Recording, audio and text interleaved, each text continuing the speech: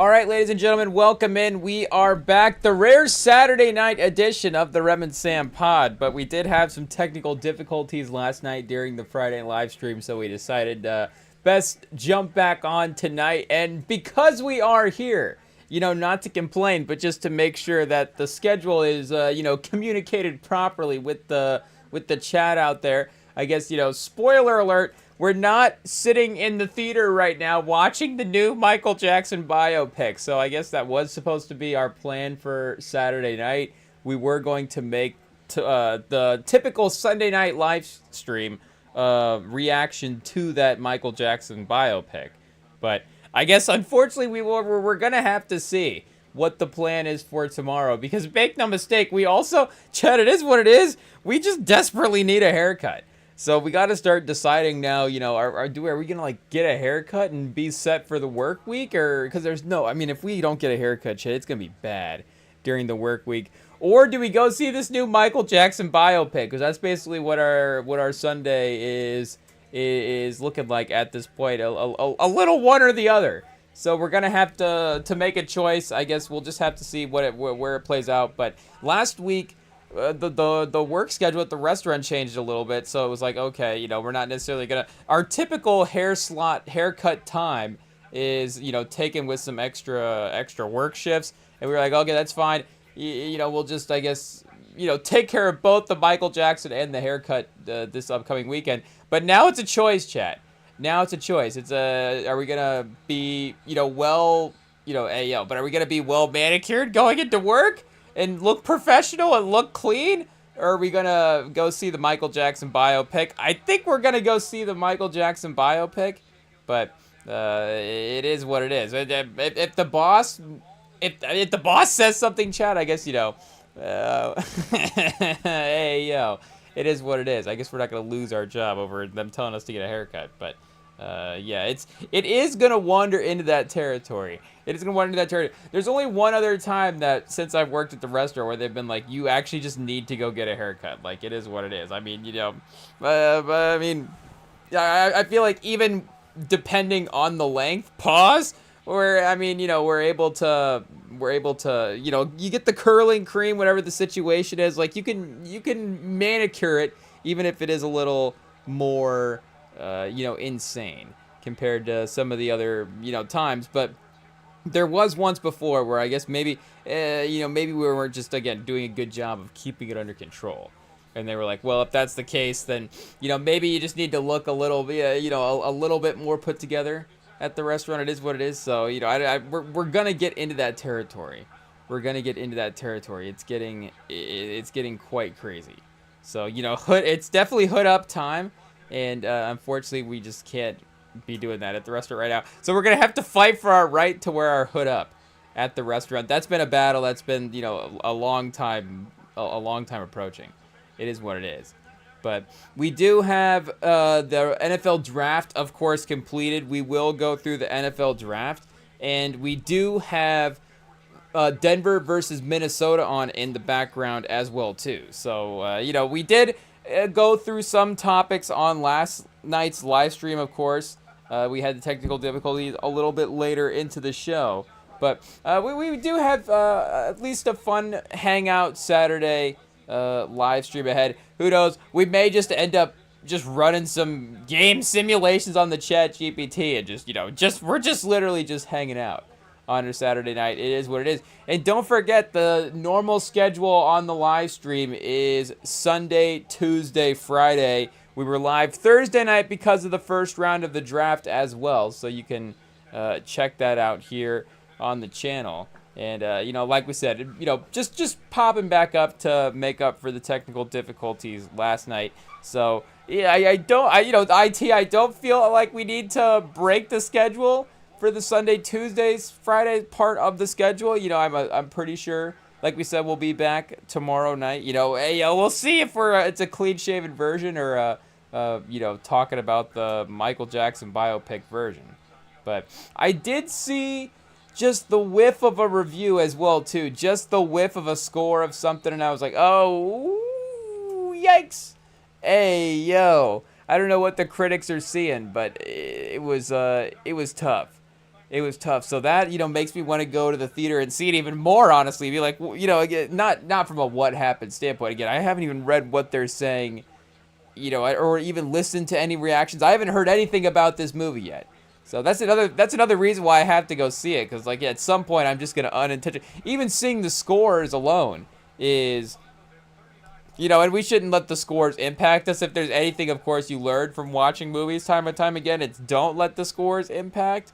But I just want to make sure to have as, as unfiltered, unbothered, what do you say?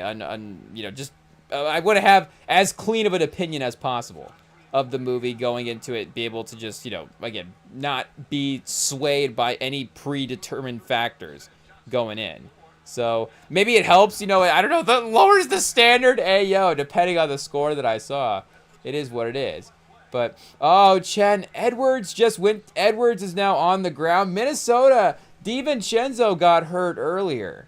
So all of a sudden the playoffs have taken a crazy turn here on a Saturday night. Hey, of course, Wemby, a couple of games ago getting injured, but not to say just a concussion, but there is, of course, an in-season returnability that, should we say thankfully the guys do have, when you do get, at least we should say one, and again, we're not trying to make light of, what the injury is. Of course, we've seen the NFL side of that thing, become a major, obviously it's a huge factor in player safety and definitely something that, you have to take seriously. But again, just in terms, if we're talking about the injury return timeline of that, it is a little bit more instantaneous in the grand scheme of injuries that you can sustain. And, seeing the DiVincenzo injury just play out, like it's like, oh, well, we saw that happen a couple times last year. I don't want to speculate, but I don't even know if we have to. And, if he's out for I guess, not being out for the game is not the end all be all, but it's like, even being questionable at some point, in the half would be a little bit of a encouraging factor. Hey, did Atlanta just redo their jerseys? I just saw an Atlanta Falcons commercial. Is that right? An Atlanta Falcons jersey commercial. Hey, chat, I'm still trying to process that. What just happened? Oh, Edwards. Oh, chat, with the ugly knee buckle. Hey, you hate to see it. You hate to see it. He was landing on the rebound. It doesn't necessarily, what am I going to play doctor here? I can't say for sure, dislocation or anything like that, on the crazy 10 out of 10 scale. It seemed like he was able to walk off the court under his own power a little bit. So you do have to give him credit there. Obviously, the hope of him, not just being back tonight, but again, not necessarily being out long-term for the playoffs here. He is still in the tunnel right now, though. They just cut to him again, and he's kind of just hanging out in the tunnel, waiting to be walking back. So, hey, Minnesota already down 5 as well, too. That is definitely a little bit of a sombering factor. And they are, of course, fortunately up 2-1 in the series. So the split both ways, second game in Minnesota. I don't know if I pause that or not, but the second game in Minnesota, they got one in Denver. They were able to defend home court a little bit in the first game back as well. So, and I guess it didn't register to us that they are wearing their 2000s jersey colorways. We were giving the Sixers credit on last night's live stream, watching them compete with the Celtics for wearing their 2000s. And, we were kind of wondering as well, too, with Iverson in the building, is Iverson, I don't know if this player ranking even makes sense. Hey, wait a second. Speaking of jerseys, chat, they're showing a Michigan, I got the draft rerun up on Pluto TV. That's where we saw the Falcons commercial. But they just showed Michigan highlights, and I don't even remember who we played that wore the old style jerseys. But any team, the Packers have done that before, where they make their helmets now look like the leather helmets. I gotta say, chat, that looks bad. It is what it is. It just looks bad. I mean, it looks kind of funny because of just the clash in the jersey style eras like that. But it is tough. It is what it is. And Terrence Shannon for 3. Hey, is this gonna be the like, is this gonna be like the Blazers with the random role players stepping up, and all of a sudden you're like, wait a second, what's going on in this series here? But Dosunmu may have already been, you know, are you gonna say the best player for Minnesota in the series? But he's been arguably their best scorer. Has he scored the most points?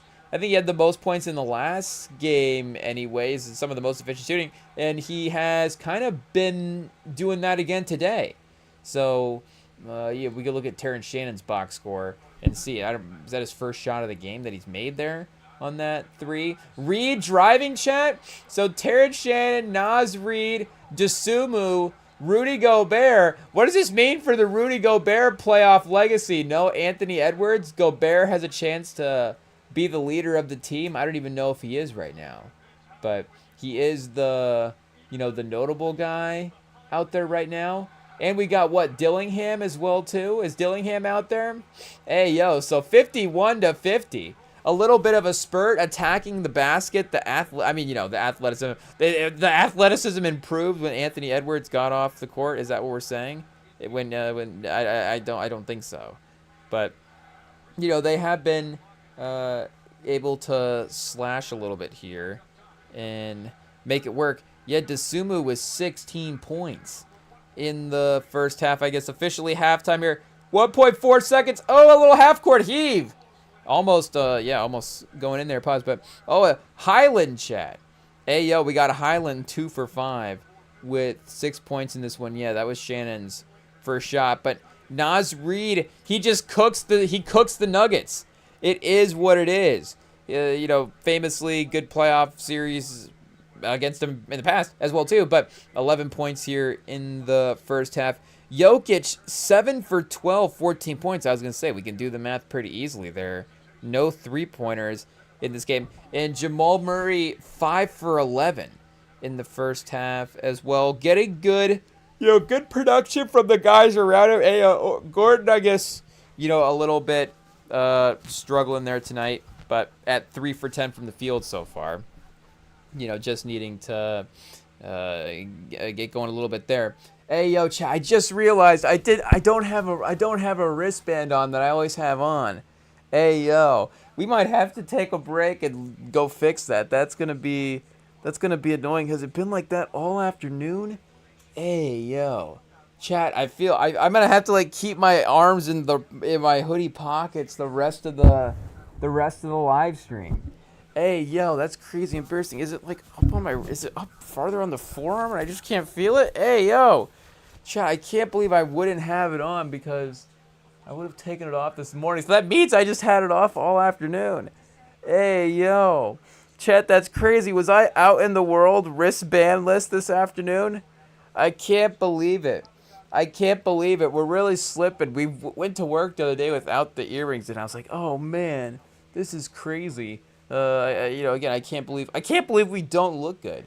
And then now all of a sudden, we don't have the wristband as well too. This is hey, yo, chat, I'm thrown right now. I don't even know if I can think straight. I'm not saying the wristband helps in any way, but it kind of does. Again, I don't even feel good adjusting the sleeve out of the pocket there. Hey, yo, okay, so how I can't control the computer anymore.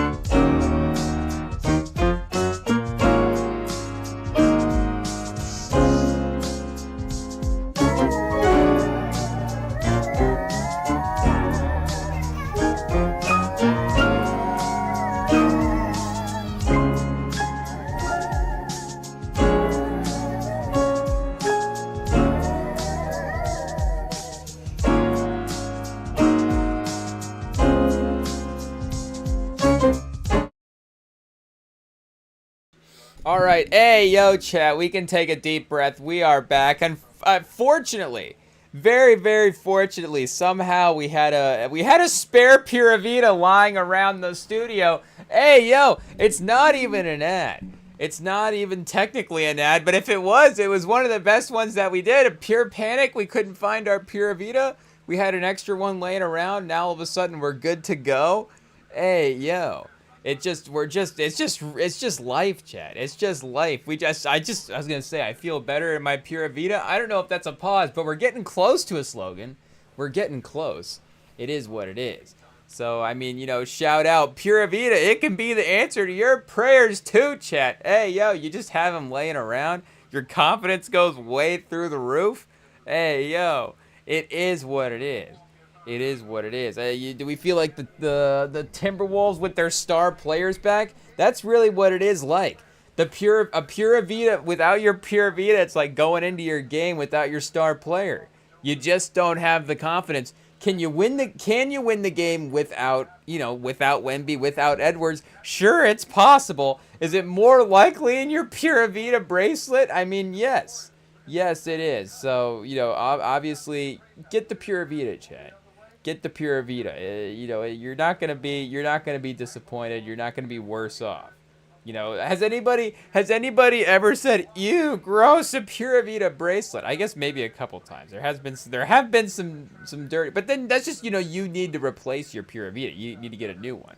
So hey, yeah, we're locked back in. We've got, of course, halftime for Denver, Minnesota, with the interesting second half here approaching as the Minnesota has to deal with their injuries, and we really need to keep an eye on Edwards as well too, because again, that one is a little bit more vague at this point in terms of the extent of the injury.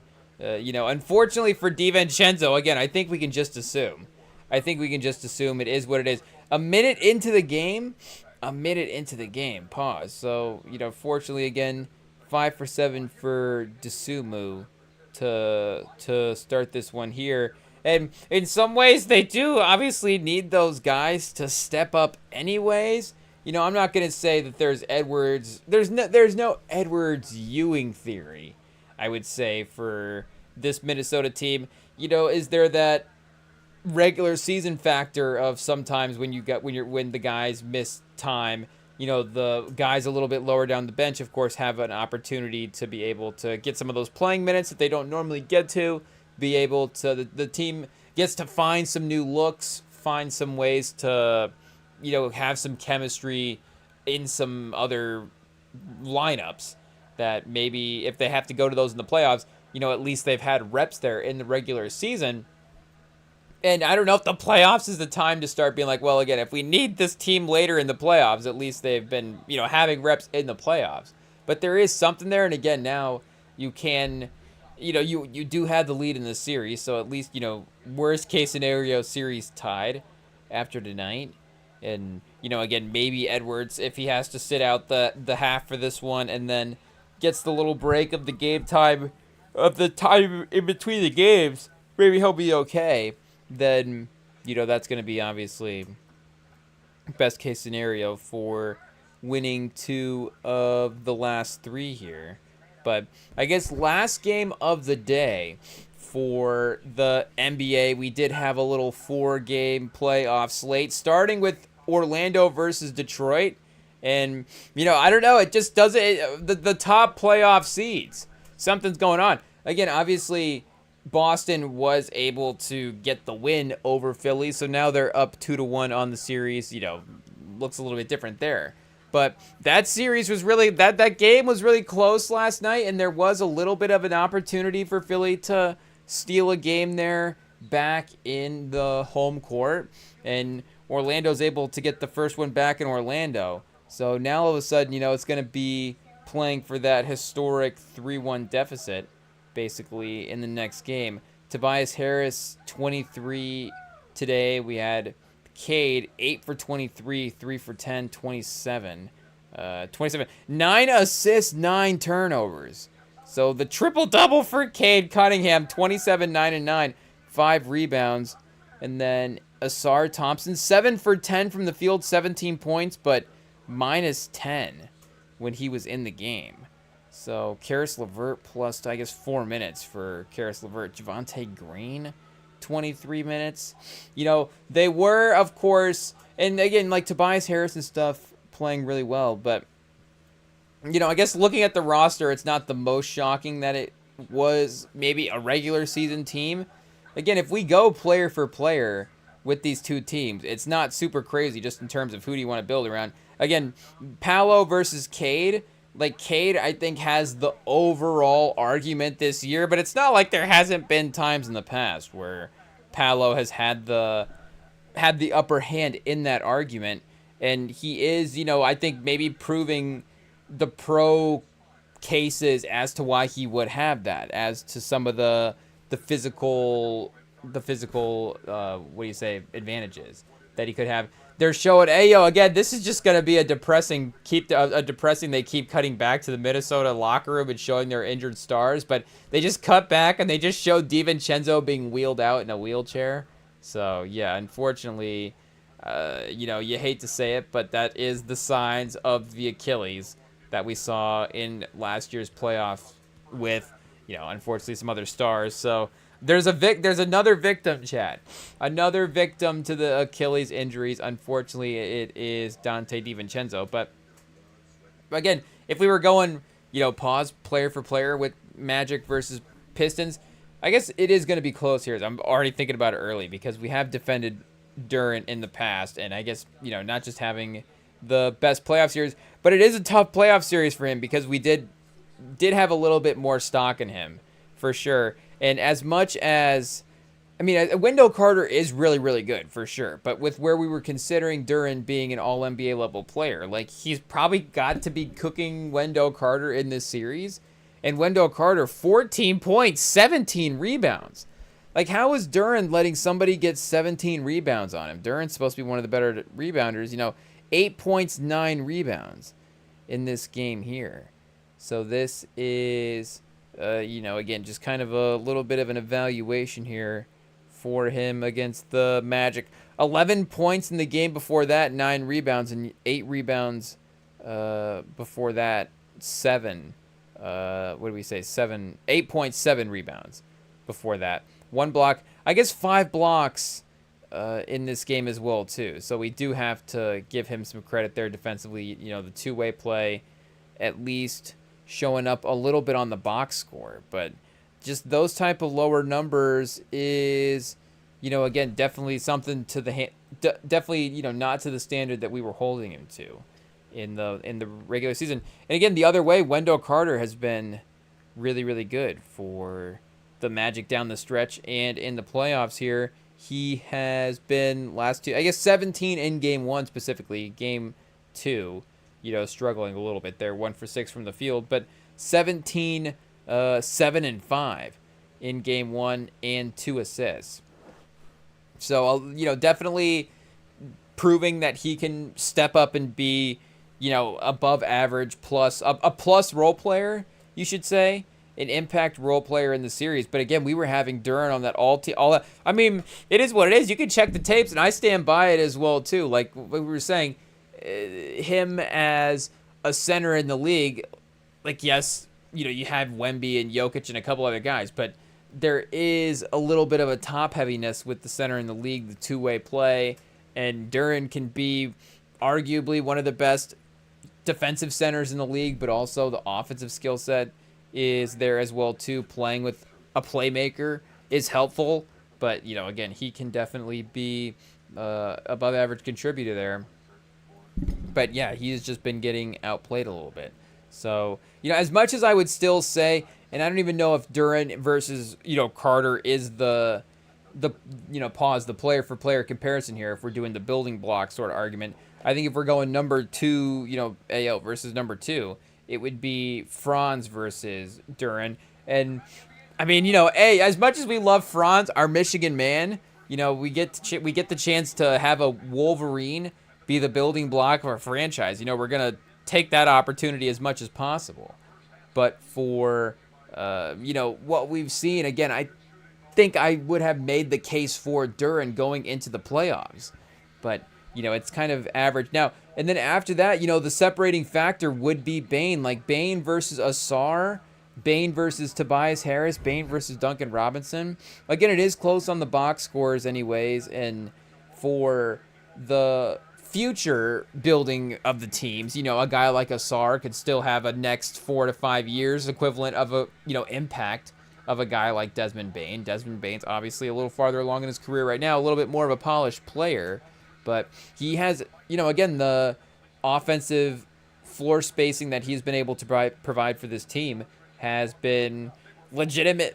I guess, can we say worth all the first round picks at this point they've traded for him? But it's been legitimately, you can see sort of the vision, obviously, of the high-end talent of what this team can be. And, yeah, they haven't even really had good Anthony Black offensive performances yet at this point. He is still obviously developing in that, pause in that part of his game as a whole. But 7 points, 9 points, I guess, the offensive games in general are going to be a little sluggish for Orlando. But, I mean, I don't know if anybody is too shocked by this result, but it is, compared to with where we were at with San Antonio versus the Blazers the other night as well, too, where it looked like there was a second there where maybe the Blazers were going to just steal that game, and Advia and Holiday and some of those guys, Henderson had a great first half. Like, I don't remember exactly where we were at in the live stream when we had the technical difficulties, but I just remember the Blazers were up. And it was like, oh no, this is how the Friday night's gonna round out. Like, we're gonna the live stream's gonna shut down, and the Blazers are gonna shut down the Spurs. 2 shutdowns in one night is tough. Hey yo, but fortunately, Castle and Harper were able to go on a little bit of a run there in the fourth quarter. Shout out, great encouraging stuff for, like we're saying, looking forward as well too. Getting Wemby back into the fold. And did the Timberwolves just get a technical? Did Gobert get a technical foul right away in this half? Hey, yo, we're 30 seconds into the half, and Jamal Murray shooting technical foul free throws. Who is that on here? And then they keep panning back to Rudy Gobert, so I think it's on him. Yes, sir. Rudy Gobert, technical foul, 30 seconds into the half. Oh, Chet, they're down 2 stars, and Rudy Gobert's giving up free throws. The odds are stacked against Minnesota, that is for sure. Do they have to? Hey, yo. You get to play Rudy Gobert, right? Shout out, one of the, fine players in the league, we'll say. But how long do you have to play Rudy Gobert for? I guess, you could pretty easily if Randall, is Randall still out there? Hey, yo. Okay, so you still got Randall healthy. That's good. 2 for 5 tonight, a little bit lighter on the impact so far. But, if Randall's out there, McDaniel's still. Obviously, DiVincenzo and Edwards is out, but you can have Dosunmu and, I guess, Naz Reid. So you go Naz Reid, Dosunmu, Shannon, Julius Randle, and Jaden McDaniels is basically your non-Gobert lineup. And they have Conley in right now as well, too. So Conley, fine tonight. Not necessarily going to, play outside of himself, do too much. He's chasing Christian Braun around right now, so at least he's not having to worry about having to face Jamal Murray. And they are putting Gobert in pick and roll with, it's gonna be Jokic and Murray pick and roll. It is more about who is setting the screen in Denver, maybe a little bit compared to, again, attacking certain matchups on defense all the time. But Gordon attacking Randall, the sidestep. Oh, Chet, the little mid-range. Cooked him right one-on-one there. That is impressive isolation stuff for Aaron Gordon. And are we at the point in our draft rewatch? Like we said a little bit earlier, we do have the draft rewatch on Pluto right now from last night, actually, the second and third round. And we're at the part in the third round where Drew Aller just got taken by the Steelers. Hey, yo. So 76 overall. Again, we'll go back to the draft, but just as a little update. We've got Drew Aller off the clock once again for 2 nights in a row. Shout out. But Jokic now up to 16, 6 and 8. Oh, Randall the fall away. We can see Randall be a little bit selfish here. That'd be fun. Randall has had better playoff moments here in Minnesota, but I don't know if he has necessarily Yeah, we have to go back and check some of the playoff games last time. I don't know if we had just in general a Julius Randle playoff game. Like this could be a Julius Randle playoff game right here. We're setting up for it. Back-to-back jumpers, chat.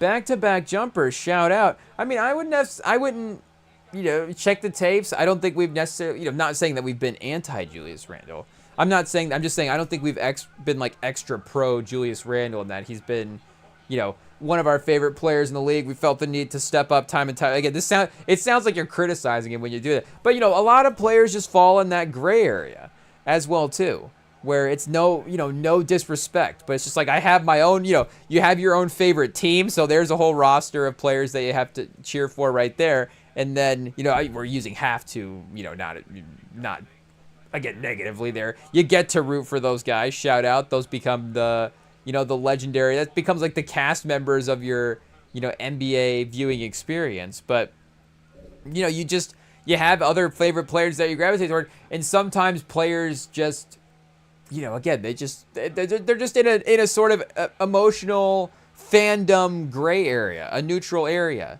where it's like, I'm not necessarily rooting against them, but they're not always at the top of the mind for like the first players that you're turning on the highlights for, or like we said, that YouTube channel that we've been shouting out. Again, we didn't name the YouTube channel. Somebody else created this YouTube channel, and we have just been enjoying the content they had. But the YouTube channel is called Just a Black Guy on YouTube, and he has all of these NBA highlight and full game playlists. They are compiled by era, by team, by like player specific era. So like for the Spurs, obviously you could go find your Duncan, Parker, Ginobili era, and he's got all the full games on YouTube for the Spurs for that era compiled into a playlist. So, I don't know if is Julius Randle, the point is he wouldn't be like the first guy that we would look up for Julius Randle era playoffs. But he does have the type of game that we do like a scoring playmaking four that is kind of a post-uppy mid-range. Yeah, I'm not saying that is good, efficient basketball or whatever. I'm just saying if Julius Randle's at the park, like I'd be jealous of his play style, of a guy who can post up like that and then have the game to be a little bit more of a spacer as well too. Chat, and I've been seeing trailers for this movie. They just went to commercial in that Timberwolves Nuggets game. I've been seeing trailers for this Deep Water movie as well too. Speaking of us not going to see Michael, I don't think we're going to go see Deep Water in theaters as well too. But it is interesting. I guess they're saying it drops next week, May 1st. But it is given, obviously any shark movie is going to give Jaws to some degree. Oh, there's a 2022 Deep Water as well too. Oh, that's right, Ben Affleck. Ana de Armas. Hey, yo. We've got psychological thriller from Adrian Lynn. Oh, yeah. Fatal Attraction and Indecent Proposal. 35% on Rotten Tomatoes. Hey, yo. Speaking of not listening to the critics, Deep Water. Am I watching Deep Water tonight with Affleck and Ana de Armas? Hey, yo. It is what it is. Deep Water takes us inside the marriage of picture-perfect Vic and Melinda. I guess I don't know. The Adrian Lynn part of it is obviously fascinating. Again, quite the resume in this genre. And Affleck as well, too. You have Gone Girl, for sure. But is Affleck the strongest part of Gone Girl in that, performance-wise in that movie? I'm not sure. We might have to go back and rewatch that one. I think we might have to go back and rewatch that one. Anyways, I think maybe we did go back and rewatch that one and confirm. But he's good in that movie. He's good in that movie, obviously. But is it like we need to take that part of the movie and put it into something, redo like the Ben Affleck psychological thriller performance again? Rosebud. Hey, yo. I guess no disrespect. Shout out. I guess we just don't know every actor name in the industry. Let's see. Rosamund Pike as Amy Dunn in Gone Girl. Rosamund Pike, if you're saying, was being recast in thriller roles. Again, one of the great thriller performances of all time. Like, that's going to be great. If you're like, Affleck is doing another thriller like he did Gone Girl, you're like, oh, yeah, that's awesome. It would be more like is Affleck choosing a script that's as good as Gone Girl's script. Hey, yo. But shout out to Affleck. Shout out to Affleck, though. It is, Affleck is one of those guys for as much as his performances may not always, strike you as, and, I'm trying to defend him here. They might not always strike you as, the best performances. He is weirdly unique for his roles. Like, it's like, okay, like, but who else could be in the Affleck role? I guess, Affleck, a one of one as an actor. Is that what we're saying? I don't know. But, again, in Gone Girl, it's like, are we saying that it is the most memorable part? But it is a little like, you don't necessarily need to replace him as well, too. Hey, he does the job, chat pause. Hey, no, he does a great job in Gone Girl. Shout out. I think Ben Affleck is great in that movie, is what we're saying ultimately. But it says terror strikes, this deep water movie. The trailers just look terrifying. It is what it is. Terror strikes down when a flight from Los Angeles to Shanghai goes down in the Pacific Ocean. And Ben Kingsley captaining the plane as well, too. I do have to say, Aaron Eckhart and Ben Kingsley as pilots of the plane. That plane's definitely crashing, chat. It is what it is. No disrespect to either of them. But I don't think either of those guys are piloting a plane movie that, like, is like a, well, I think there is a version of a Ben Kingsley plane movie that, like, Ben Kingsley's like a, doing, like, what's the character that he plays in the Iron Man movie? I forget. Or more the Shang-Chi, where he's more a little goofier in that one. But I forget I guess he's the Mandarin. But what's his name? Trevor? His name's Trevor. Yeah, if he's playing more like a goofy, corny Trevor type of like a, like a plane driver that feels more a plane driver. Hey, but like that's what it would be, a pilot that feels more like a bus driver. Like there is a version of a Ben Kingsley plane movie that is like that, where he's like greeting the kid that gets on the bus and he's like, oh, welcome to, is it like a, I'm not saying it's a Soul Plane remake, but again, it is a version of that. It is a version of that where it's a jolly Ben Kingsley. That's the phrase we're looking for. There is a version of the plane movie where it's a jolly Ben Kingsley, and then maybe like a smooth talking Aaron Eckhart. Like maybe he shoots a wink or two at at somebody. I'm not sure. And then they're kind of a like that. That could be fun. A buddy comedy. Aaron Eckhart, Ben Kingsley. I don't know if it would be as even. What do you say? As interesting. Not as interesting, but the ability for. Those guys in this type of movie, again, they can get, you say carried a little bit, but the movie is going to be based on the tension and scares, not necessarily, if it was a buddy comedy, it'd be based on the comedy of those two guys directly. So while Kingsley, I think the other part of it, Kingsley does have a little bit of proof of concept. Like, he is very, very funny in Shang-Chi. Like, that is a hilarious role. So it is a little like the fourth man. Would you want DiVincenzo to be your second best player? Like we're saying, again, it's obviously great if he's your fourth best player, but if you want him to score 22, 23 a game, all of a sudden, maybe that role is a little bit different than, what he's normally tasked with on some of these teams. But, either way, Ben Kingsley, just as the plane is crashing in the trailer, for some reason, it's just very funny. It is what it is. So, and he's not in the rest of the trailer, I guess is what we're saying. So I think maybe, I don't know if Ben Kingsley, unfortunately, he may not survive the plane crash in this movie. Hot take. Maybe of the pilot's just Eckhart. But then they cut right to this shot as well, too, of like it must be the pilot's part of the plane, just like the front nozzle, the front part of the plane, but the front cone part. Hey, the tip of the plane. I mean, it is what it is. We'll just say it. There's a part where it's like the tip of the plane is just like cut off, floating in the water, and Eckhart's just like standing there. It's like, okay, that's kind of cool. Like Jaws-esque on a plane. I guess there have been some sort of plane crash, but that is almost more terrifying than Jaws. As well, too. I guess I'm not saying the movie is scarier than Jaws. I'm just saying that situation is scarier than Jaws. Because at the end of the day, Jaws is scary, but as long as you're up on the mainland, I guess you're fine. But there is, well, As I say that, I was just seeing something on, was it on Tubi? There is, oh, now we're going to go on Shark. Oh, chat, Shark movie. Oh, this is terrifying. Shark movies. Hey, yo, 2026? Because there is one, Thrash? There is one where the hurricane floods the city, and then the sharks are now flowing, you know, they're in the city. But, so which one's that? Sharks. Here, let's just see Sharks, Flood, City, Plot. Hey, yo, we may be cooking up our own plot. I'm not sure. It is Thrash.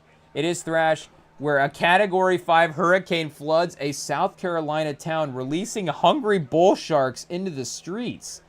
Hey, yo. So that is a, you know, I guess, if Jaws, the worst case scenario is, oh, Chad, is this real? Is this real? Hey, yo. We've got real real sharks and real hurricane scenarios floating through the water. I'm just trying to, I guess we got to look up Thrash here. The Netflix version is what we can take. Hey, yo, chat, pause. I guess, you know, maybe a chance to look inward there.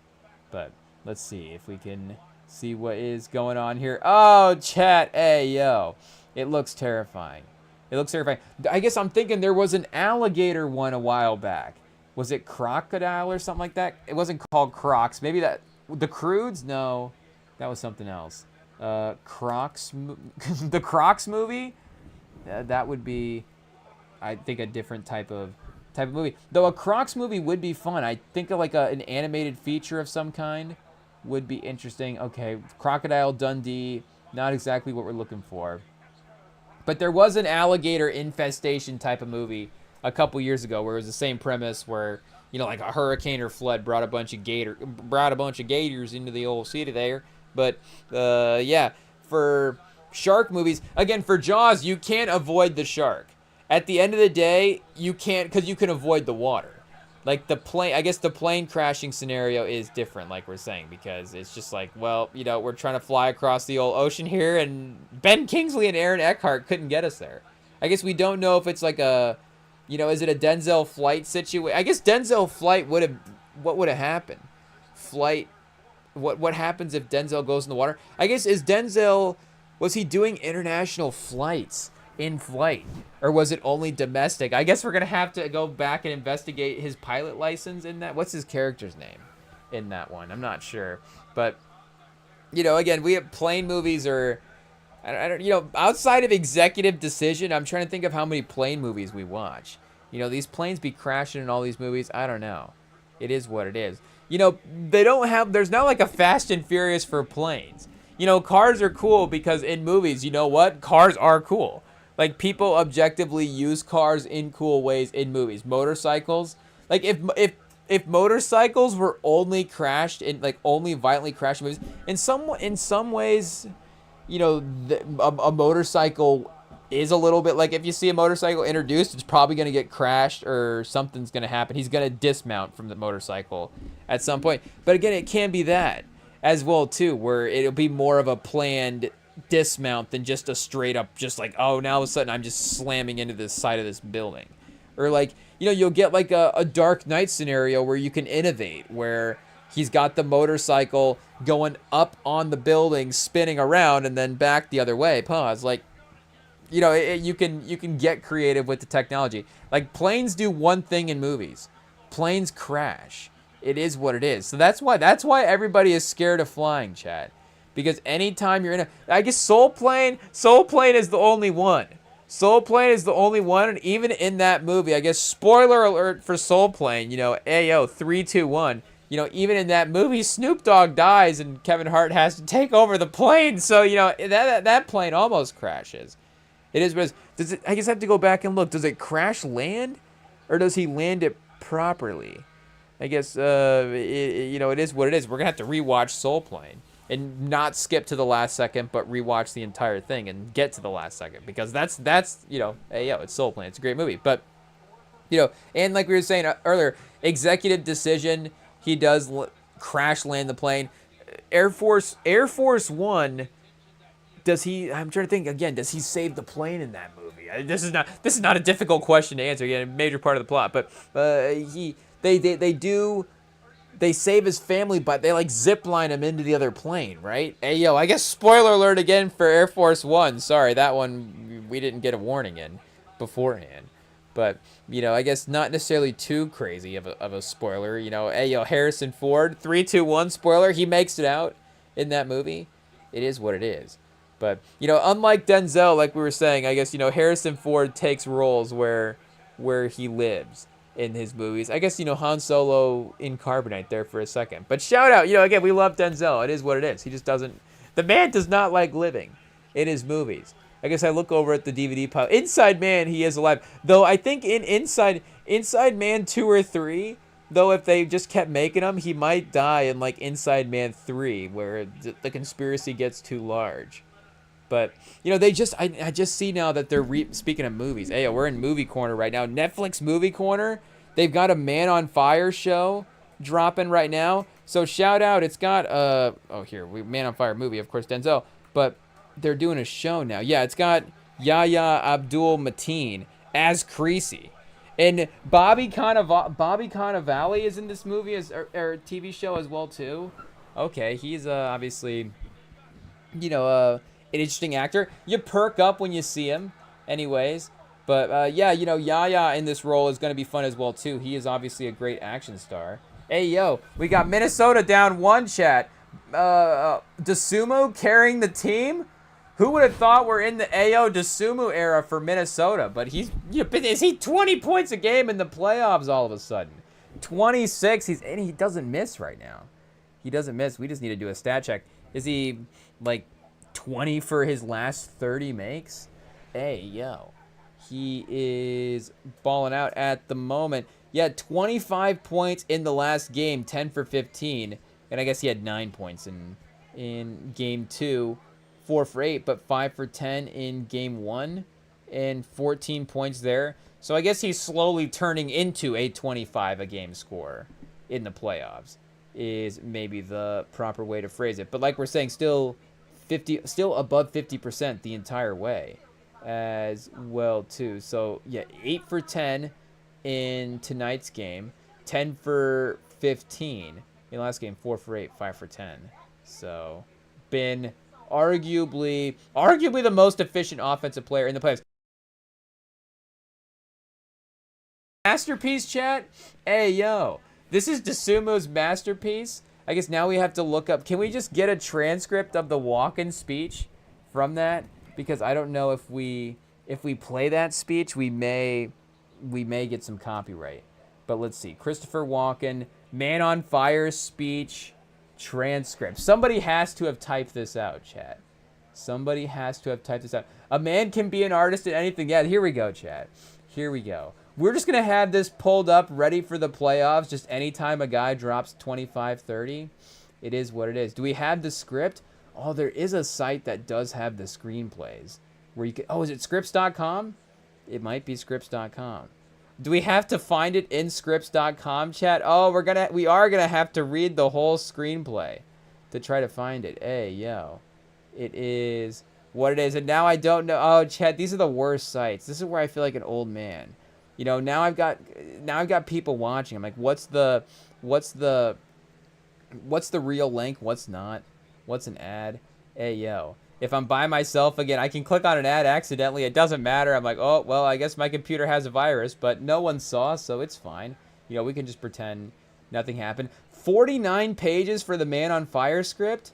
Is that a lot or a little? Again, I guess I don't know how long a script for a movie is supposed to be. But a Denzel movie script can be a little lighter, of course, because you don't have to draw plays for Denzel. You can just basically just be like, Denzel, you know, Go run whatever play you want. It's going to work. It's like Jokic. You know, you don't have to run offense for Jokic. You just say, just throw 5 players out there with Jokic, and somehow they're going to space the court, and, you know, somehow they're going to just start cutting and running plays.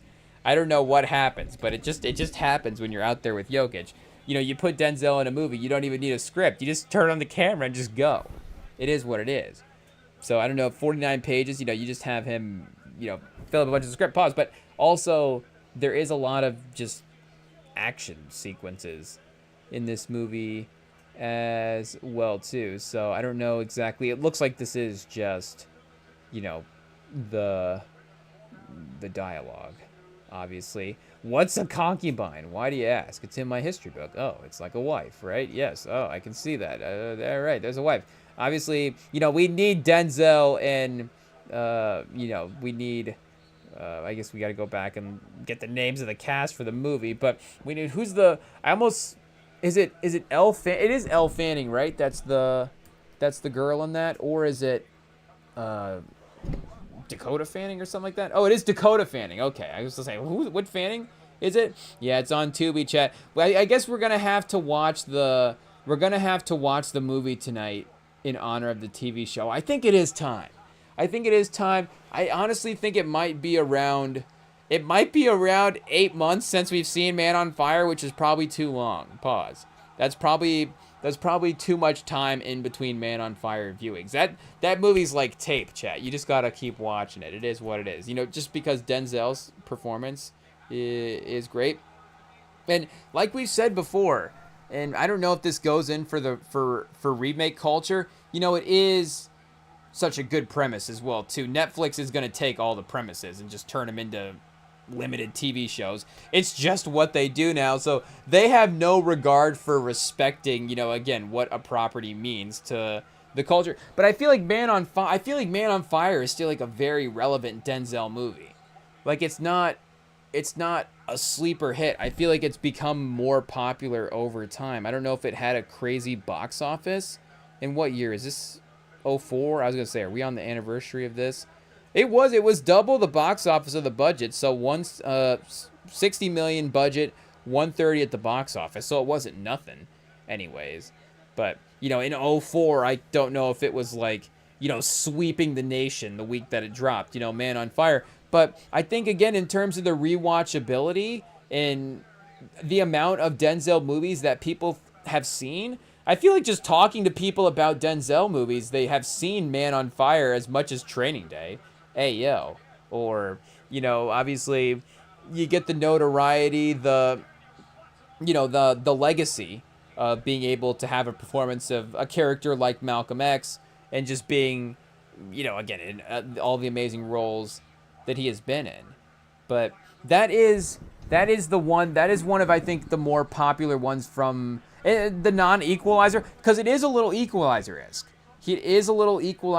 And I think also if we're doing Denzel popularity ranking, just again, if we're just asking people, like, what's the Denzel movie that you've seen, I feel like then they made 3 Equalizers as well, too. So I feel like for the modern day times, the Equalizer is just, it could be who Denzel is, honestly. Again, in the 2010s, he just is, and Queen Latifah as well, too. We have to give them both their due credit. But I think that he kind of is, in a film sense, the Equalizer. But before he was the Equalizer, he was John Creasy. And again, it's barely 20 years old. And Tony Scott in this era as well, too. Like, Man on Fire. But he also does Deja Vu with Denzel, which maybe, not even maybe, I'm just using maybe to make myself look better, but maybe I like that one better than Man on Fire. Personally, if I had to choose, it's no secret, we've said it before, Deja Vu, I probably would go Deja Vu. But if we're going Tony Scott, Denzel movies, don't even say 2000s. Let's bring the 90s into the conversation. Let's bring Crimson Tide into the conversation. Crimson Tide, Man on Fire, or Deja Vu? Give me Deja Vu, chat. Hey, yo, pause. I don't know if we have to pause that or not, but give me Deja Vu every time. It is what it is. Maybe a couple times we'll watch Crimson Tide because it's got Gene Hackman and Man on Fire. I guess, maybe Deja Vu first is what we're saying, and then we can watch... Ooh, Chad, if we had to choose between Man on Fire and Crimson Tide, I don't know. Maybe we would take Crimson Tide just because stylistically Deja Vu does he's doing stuff with the camera, though, in like... I don't even know, I don't have the technical terms to be able to say. Does it say here in the Wikipedia page?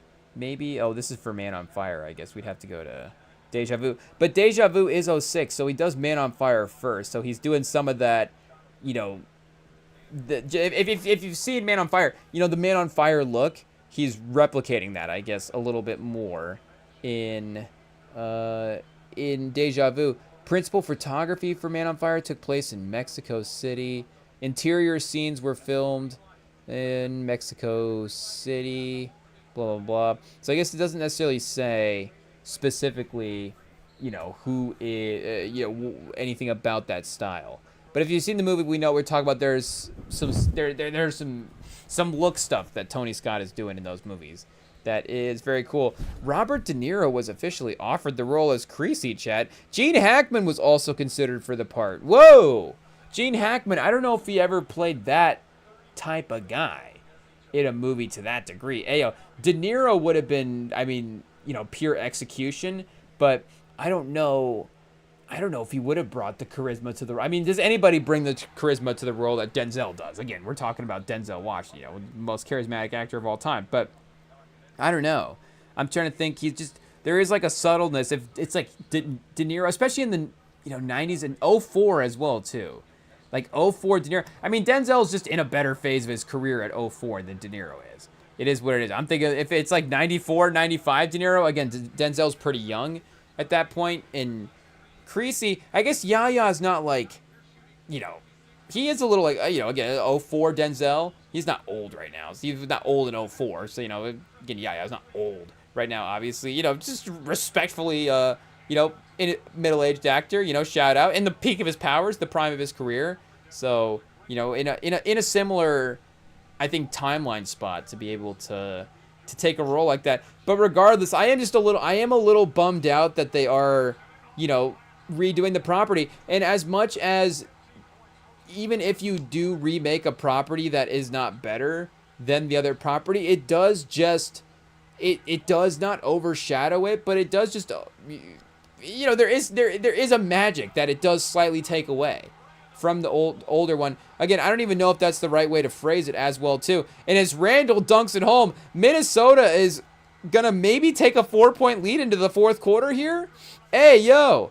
Again, no Edwards, no DiVincenzo. The injuries maybe tonight have rallied Minnesota, but if they do win this game, they are up 3-1. So it is an interesting, turning point game, obviously, just in the fact that could they be up 3-1 in the series without their best players? So you could still even just make the case that Jokic, they could easily, not easily, but just throwing the word out there, they could easily, make that series comeback without Minnesota having their best player and a very important role guy in DiVincenzo.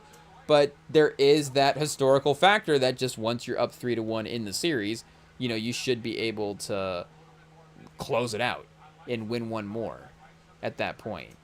But either way, anyways, back to Man on Fire. I've been thinking about this with Roadhouse lately because I remember, they remake the Roadhouse, it drops. It's like, okay, it's not necessarily, even in the moment, you could tell as hyped up as, and not to say that the old Roadhouse got critical reviews, but I think that's the point. I think that's the point as well too. Is it's like, okay, that the new Roadhouse can sort of age in a beloved manner as the old Roadhouse. And again, there are things about the old Roadhouse that you're never gonna be able to replicate. Again, rest in peace to Patrick Swayze. There is. And, you can't necessarily make a movie, you can't make that movie specifically, like, in that style as well, too. Because if you're making it now, it's going to be, like, Roadhouse is going to be too polished.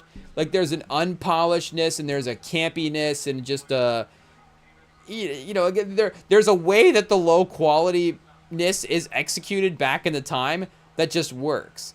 Again, we don't even really execute low quality these days. We just make decent, boring things, I guess. It is what it is. But, again, like Roadhouse in 10 years, 15 years might be the sort of quote-unquote classic movie. And, it's going to have those fun elements for the people of the time. Like, there are, Jake Gyllenhaal's a very popular actor. There's, a lot of people that are going to be queuing up movies like, oh, Jake Gyllenhaal's in this. Like, let me watch this. Again, I don't know if McGregor is going to be the best casting, to age, again, what age the worst, for that movie. We'll see how the McGregor casting goes there. And even at the time, I'm sure, they knew it was up a little bit. But regardless, the idea of UFC celebrity in a role, like sort of celebrity athlete in a role, very, very big star as well too, like we're saying Gyllenhaal. Like, in 15, 20 years, there's just going to be a competing thing for that movie. You think a movie like A Star Is Born or something, I don't know. Like, yes, people could go watch the Streisand and is Julie Garland got a Star Is Born? I think she does. But again, people are going to watch the Gaga version as well too. So it's not a bad thing that, other stars get their shine in these roles as well. And they do, chat. Minnesota does take a 4-point lead going into the third quarter. Jokic missing an open three. So, I don't know, Minnesota all of a sudden becoming the team that has the Chargers to Jokic's Colts, I guess is essentially what this is. Is Julius Randle, is Rudy Gobert the Phillip Rivers of the NBA at this point? Where Jokic, I guess, is Jokic the Peyton Manning of the NFL? I don't know if we make that. I feel like Jokic is viewed a little bit more highly than Manning, but there is an interesting comp there because at the time that they're playing, you're looking at the numbers going, this is the greatest, offensive player that's ever played the game. And Manning's numbers were revolutionary at the time for the quarterback position. Obviously Jokic is statistically one of the great offensive players that we've ever seen. And there is, maybe even mentally just like an extra ring and a half that we give him as well, even though he hasn't won it yet. It's just like, well, he's just like a 2-ring player at some point. But, again, and Manning was able to double back and get a second one there in Denver. He made made a third one in Denver the first time with, that OKC. Wait, who are they playing? Seattle.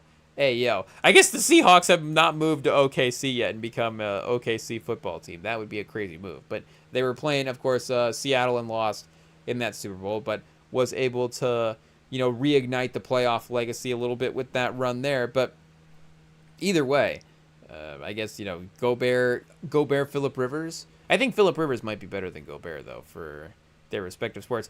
It is what it is. But either way, Man on Fire, shout out. I guess we got to see when it's even dropping as well too. April 30th, so next Thursday, next week. I guess we're gonna have to tune in.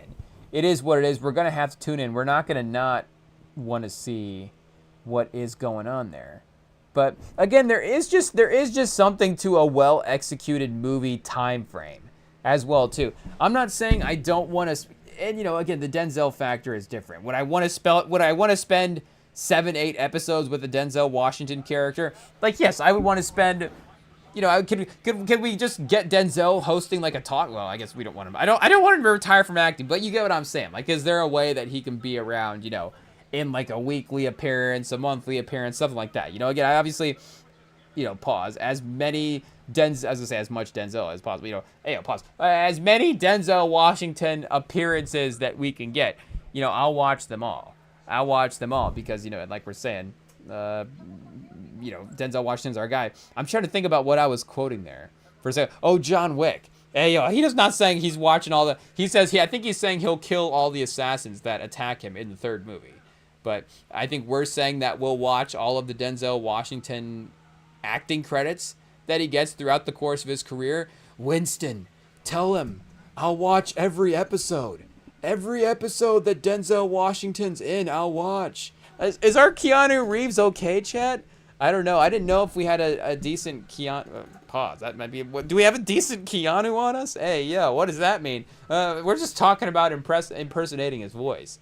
Do we have a good John Wick on us? Whoa, hey, yo. But, again, for Man on Fire, do I need 7 episodes of the Man on Fire plot? Like I'm saying, if it's Denzel Washington, I'll watch them all. But if it's just the Man on Fire plot, I don't know if 7 episodes is great, because it basically just becomes one high-level execution per episode, right? And there is something about, for who wrote Man on Fire, the movie as well too. Hey, yo, I guess we're giving Tony Scott Denzel a lot of credit, based on a novel. Oh, of course, based on a book. Philip Nicholson writing as A.J. Quinnell. The plot features popular character Marcus Creasy. Hey, yo, so I guess they changed his name to John Creasy for film's sake. Here, I'm going to read the book plot just, I guess, because, or skim through it anyways. I guess the point is the book plot is on the screen if you don't want that version of it spoiled for some reason, or just haven't seen the, the plot of the movie in general, the plot of the story in general, I should say. But in Italy, wealthy families often hire bodyguards to protect their family members. You got a wealthy textiles producer. Hey, yo, I guess I never really thought what the guy does in that movie, besides, be a slimy guy. But Creasy, a once purposeful and lethal former sergeant of the French former Legion and mercenary, has become depressed, burnout alcoholic. I mean, chat. I mean, he knew what he was. And I guess he wrote this in the '80s. So is he like watching like what year did Cobra drop with Stallone? Is he watching Cobra and being like, hey, yo, like any type of 1986, any type of just cop movie where the guy is just drunk and hanging out? Hey, yo. I guess we'll have to do is that our first book, chat? That might be our first book. The history of the drunk burnout cop in movies. Hey, yo, like we're saying, Sleepless with Jamie Foxx. We've been trying to watch Sleepless lately. Somebody, not Sleepless in Seattle, Sleepless with Jamie Foxx. Somebody post this online. Maybe it should be us, but somebody get the DVD, burn this to their computer, and post this so we can pull this up and cast it to our TV. Let me double check. I haven't checked. Well, I guess I definitely have checked for April. But just in case at the end of the month here that maybe somebody has slapped it on a streaming service, let's see. Let's just double check and see. Is Sleepless with Jamie Foxx streaming it? Oh, it's on Stars. It's on Stars. We need to get Stars, chat. We need to add Stars into the mix. It is what it is. But the special offer, $4.99 a month to watch Sleepless, chat. To watch Sleepless and Ride Along 2? I mean, we might have to, honestly. But, yeah, I mean, like we're saying, stay tuned. 2030, REMINGTOM Publications. What is the name of our book? Burnout, and it might just be called Man. It could be called Man on Fire for sure. But, we'll have to title, damn us, REMINGTOM Pod, the title of our books about the history of drunk burnout cops through film. When did it start? When did it start? See, we're already asking the right questions. The white questions? Hey, yo. That might be a chapter, and that might be the first chapter, honestly. The white questions. I'm not sure. And, we'll have to see how the history progresses there. But Creasy, depressed, burnout, alcoholic cop. I guess more like a mercenary in a legion. But still, anybody, is mercenary in a legion the same thing as a cop? I don't know. Well, hey, yo. Stay tuned for our second book. I'm not sure, but to keep him occupied, his companion Guido suggests. Am I just reading that? I don't know how to say that. Ayo. Suggests IT. We're really going right now. Creasy should get a job and sets him up as a bodyguard. Ayo. I guess the Christopher Walken character. Again, we're gonna have to rewatch just to refresh for everybody's role going into the movie. He joined the Marines at 17, Creasy. Just a little, what do we got here? A little bio for him. Joined the Marines at 17. Creasy first showed talent in fighting in the Korean War, but was honorably discharged from the Marines for striking a senior officer who let many soldiers die. Hey, yo. So it's like Michael B. and Without Remorse. Like the guys leading him into the bad situation there. Creasy served in the first foreign parachute regime of the French Foreign Legion, during which he fought in Indochina. Chat, we're talking like John Creasy's like a real person here. Shout out. This is just a movie character, but either way, this is his biography. After the dissolution of the Wunner Rep, the first form. That's the parachute region that he's in. Creasy participated in several armed conflicts in Africa as a mercenary and combat operations as part of CIA unit in Vietnam. Hey, yo. And Vietnam, Laos, and Cambodia. Hey, so Creasy has been around. I don't think they get into the specifics of his backstory in the movie. He is just literally, it becomes different when you start putting scenarios to it like this. If you just say he's a drunk alcoholic, he's on some pills, that he's a washed up mercenary. that's a lot different than like he was in, Vietnam and Korea and was part of a former parachute region and Cambodia. It's like, oh, okay, like, the man has been through it. Hey, yo, now there's some real life things I can picture here. But Creasy quits his job as a mercenary during his participation in the Rhodesian Bush War as a member of the Celia Scouts and becomes Pinta's bodyguard. AJ Quinnell based Creasy on several people he knew from Africa and Vietnam in the 60s and 70s. He imagined Creasy would look like Robert Mitchum in his mind. So I guess this is his version of Creasy. Again, Denzel, shout out. Yahya Mateen, shout out. Obviously, Denzel crushed it. I'm sure Yahya is going to crush it as well too.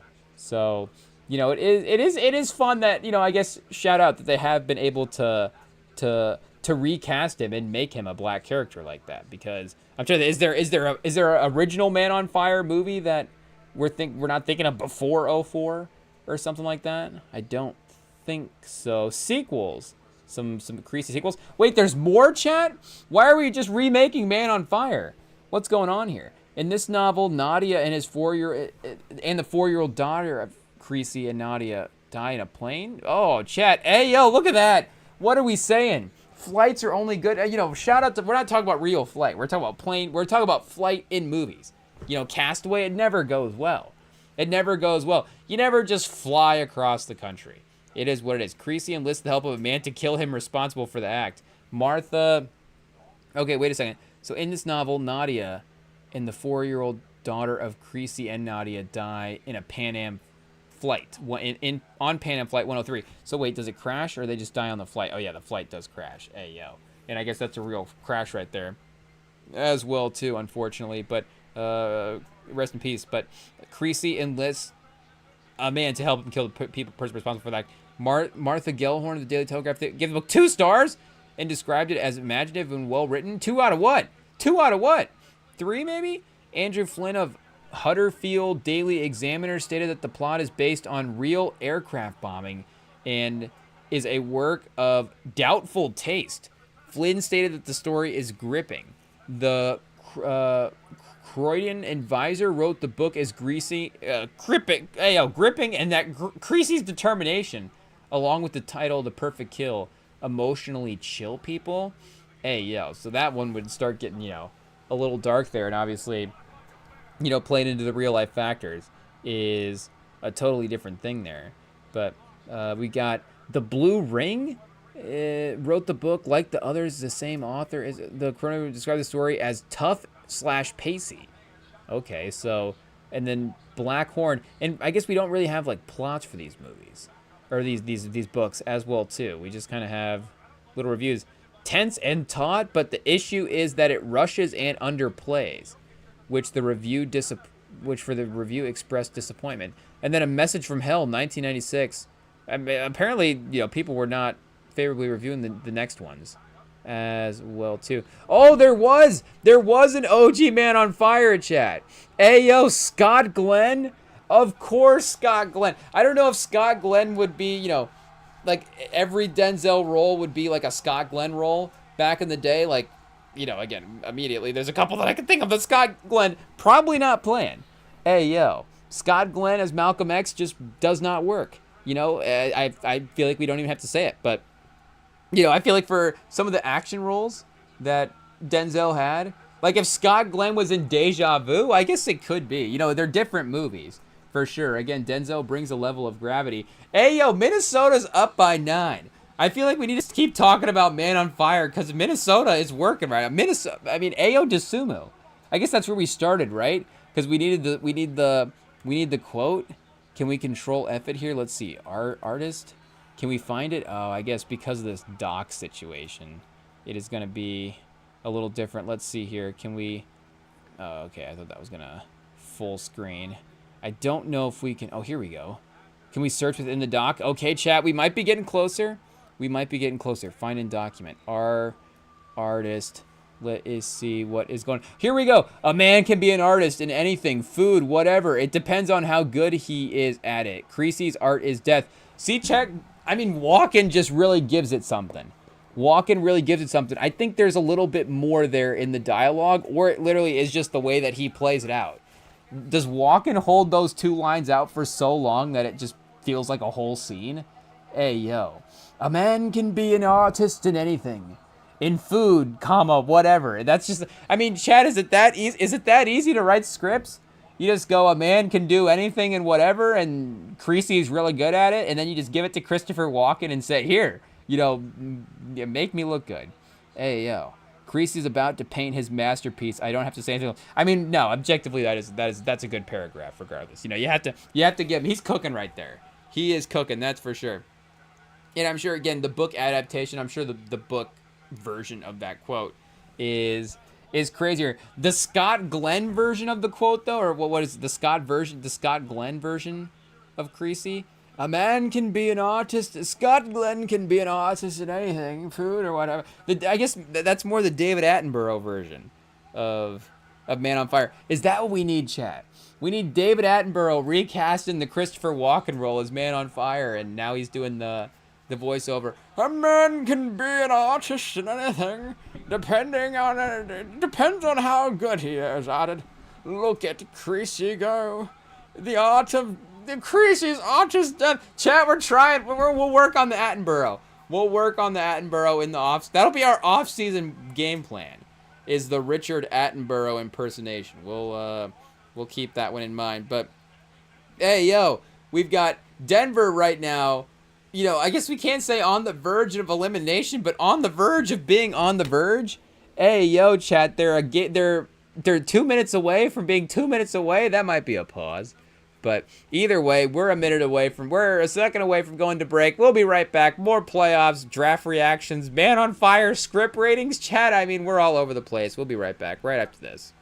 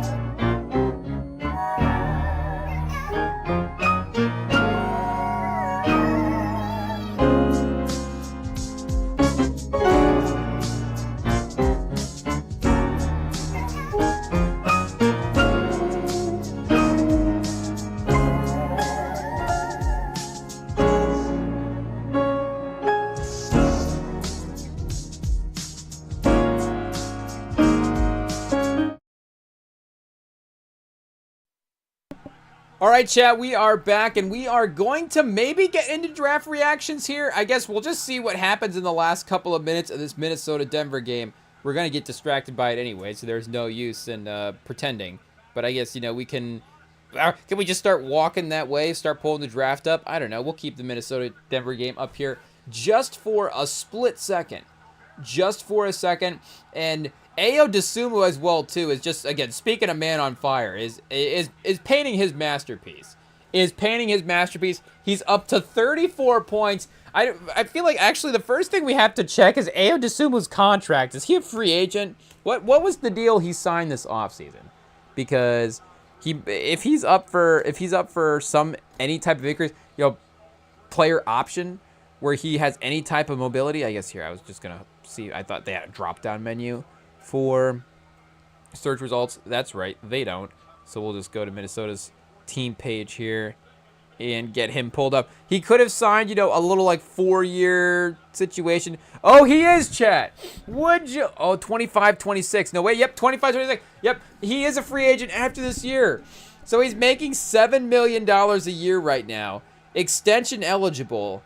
You've got DiVincenzo making $11, $12 million a year. Dosunmu's scoring 25 points in a playoff game, and he's a free agent, chat? Interesting. Speaking of painting his masterpiece, I think his masterpiece is going to be the whatever his agent's able to get him afterwards. Hey, yo. That's going to be the opportunity to really paint the masterpiece right there. Christian Braun at the free throw line. Ooh, good free throws, clutch. The Minnesota crowd really starting to get alive here. You got Randall at 30 million. Jaden McDaniels at 24. Naz Reid at 20. Like, Dosunmu's going to get $20 million a year from somebody, one of these teams. Sacramento's going to give Dosunmu $20 million a year. Washington, somebody. I don't know who, now we know that cap space is a little bit more coveted these days, but somebody's going to find it. And especially if you have a playoff performance like this, teams love to overreact to this type of stuff. So this is, who else has the major playoff overreaction performance? Again, who is going to be a free agent, but who's also going to be in that position where the team maybe has to let him walk? I guess, nobody has cap space as of right now. But next year, Memphis, Brooklyn, Charlotte maybe with some cap space if they can get there potentially. I guess cap space, projected practical cap space. Hey, oh, that's the cap space. I guess we need the allocations potentially if they can have that total cap allocations already. I guess total cap space. Oh, it is what it is. San Antonio. Hey, yo. San Antonio's going to sign Dosunmu for $20 million a year? Hey, yo. It is what it is. We'll have to see. Toronto? That is a Toronto signing. Dosunmu right there with RJ Barrett, Scotty Barnes, Emmanuel Quickly, Ayo Dosunmu. He might be the missing piece. Indiana as well, too. They did just trade Mathurin, so that would be an interesting, now they're going to invest into Dosunmu, but maybe they just believe in the player more. Milwaukee would have to be kind of like a, if Giannis is still there, then, Giannis and Dosunmu for $20 million. And Ryan Rollins, like, can Giannis take Dosunmu and Ryan Rollins to the Eastern Conference Finals with the way Dosunmu is playing right now? I don't know. And who else on the team? Bobby Portis still? They've got Kevin Porter Jr., Bobby Portis, Ayo Dosunmu, and Giannis. Hey, yo. We might have to trade Giannis to the Spurs in that case. But Brooklyn and Memphis are kind of depressing. So again, like the I guess we're talking about the roster situations. We're not trying to take shots at Memphis, for any, they don't need us doing it. Pause. Hey, yo. We're not trying to add any more. Memphis, shout out Memphis, great city. But for the roster, we'll take shots at the Memphis roster. we'll take, we'll criticize the Memphis roster. We're not going to criticize it too much. It's fine. They've got some good players, but it's just not one of the more stacked in the league. It's not like DeSumo would necessarily, be walking into a playoff situation, you would think. Do they trade DeSumo for Ja? Is that the trade? Just sign and trade DeSumo for Ja? Hey, yo. Hardaway Jr. just hit the side of the backboard. Oh, no, chat. Murray for 3. Shot clock winding down. 2 offensive rebounds for Tim Hardaway Jr. Did they not? Was there an offensive foul? What happened there? I'd say the second Murray shot did hit the rim. I guess, does Tim Hardaway, do you get an offensive rebound if it hits the side of the backboard? Or is it just nothing? Is it just a shot attempt and then you just keep going at that point? It just goes down as a missed field goal? I don't know. We'll have to go look at the play-by-play and see how they have it logged there.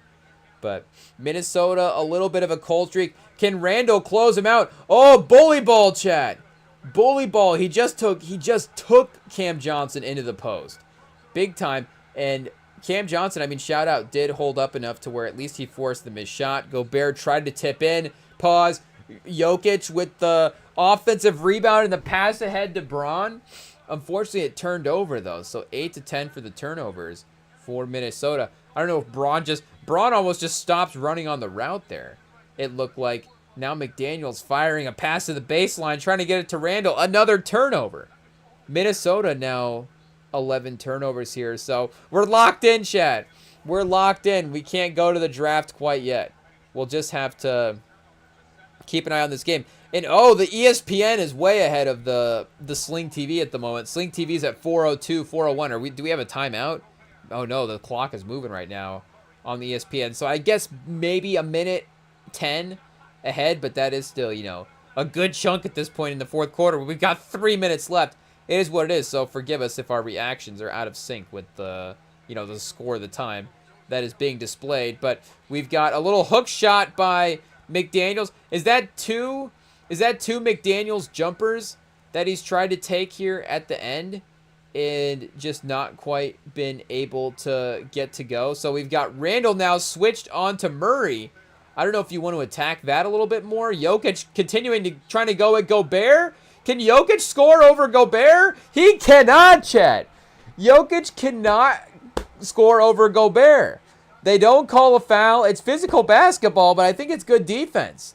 It is what it is. We'll save the, major overreactions for when the result is logged. But we've got Murray on Randall again. Oh, Braun with the steal. We're getting our white guys mixed up. Christian Braun with the steal. Oh, Cam Johnson for the 3. A rushed 3 with 2:51. The transition, trying to catch him off guard. But how are you running a possession with Jokic on the other end of the court? Hey, yo. Let Jokic, if it's not an easy transition layup or a wide open 3, let Jokic get back into play. DeSumo, Chet. DeSumo just shakes off Jamal Murray, and now all of a sudden it's a 9-point game again. Does DeSumo have 40? Hey, yo. Are we dropping the clip in, Chet? Hey, yo. Are we dropping the clip in? He's scoring 40. Oh, he's at 36 right now. 12 for 16 from the field. 4 for 4 for 3. 8 for 8 from the free throw line, Chet. 36 and 30s, 39 minutes for DeSumo. Hey, yo. $22 million a year. $23 million a year. $24 million. Hey, the check keeps going up, Chet. Hey, yo. It is what it is. Shout out to DeSumo. You'll love to see it. I guess we'll see, obviously if round 2, goes crazy or whatever, if the other numbers aren't able to match, then, it just does become obviously an iconic performance. And this is the playoffs, chat. This is the playoffs. This is why, there's a lot of reasons why you could say, you have to go back and rewatch the old games, just as simple as, again, just watching them for yourselves. But this is why you have to watch things for yourself. Again, you can go back to the box score and find the game where you're like, oh, wait a second, Ayo Dosunmu in this game had 36. Well, I can see why Minnesota is able to win that game, even though, Anthony Edwards has 18 minutes played and DiVincenzo has 1 minute played. Again, you can see on the box score, reasons as to why they win. Oh yeah, Naz Reid played a good game. Like that does make sense. But to see it live, Let's do it live. To pause to see it live as well too. To know the story and to just again, do you say Dosunmu outdueled Jokic or whatever? But again, just to see the performances happen like that, or in the Spurs Blazers series as well too, in game 2 where Scoot Henderson goes crazy. Oh, turnover Denver. Oh no, Chad, turnover Denver. That 3-1 deficit is really a possibility here. Hey, it is what it is. I mean, again, I want to really react. I want to overreact, chat. I want to overreact, but I'm going to be reasonable and save the overreactions till the score goes final. Because anything could happen. If anything, Minnesota, Randall could collapse. Pause. Like, Randall could, have 2 turnovers, just blame it all on Randall. Hey, McDaniels. Oh, chat. It is what it is. Just not the fourth quarter scorer, I guess, for Minnesota. You've been fortunate that the defense has been able to make up for it. And Randall, chat, they just can't get a score to go. They just cannot get a shot to go. That layup, just kind of spins out as well. But McDaniels, 3 for 10 at this point in the game. We're a little bit ahead, I guess. We're catching up, though. It's 150 to 122 right now if we're comparing the timestamps. So I think we might be headed for a timeout, potentially, is the case.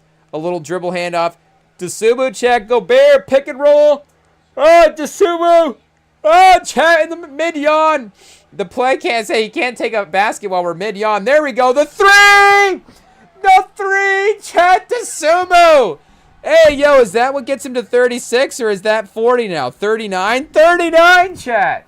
39 for Dosunmu. Has anybody scored 40 in a T-Wolves playoff game before? I guess Edwards has had to, right? Garnett has had to have. I mean, obviously Garnett was the first name that I thought of, but I said Edwards first just to, because he's on the team. I went with Edwards first there. I made a call. I maybe should have said Garnett first, but I did say Edwards. So let's see what we can find here. Hey, Chad. Hey, Dosunmu's masterpiece. It is what it is. Has Garnett, when he went to Boston, obviously different franchise, but he went to a different scoring role as well, too. So it would have had to have been in Minnesota where he would have put up 40 in a playoff game. He put up 47 in 04-05 in the regular season, 44 in 06-07.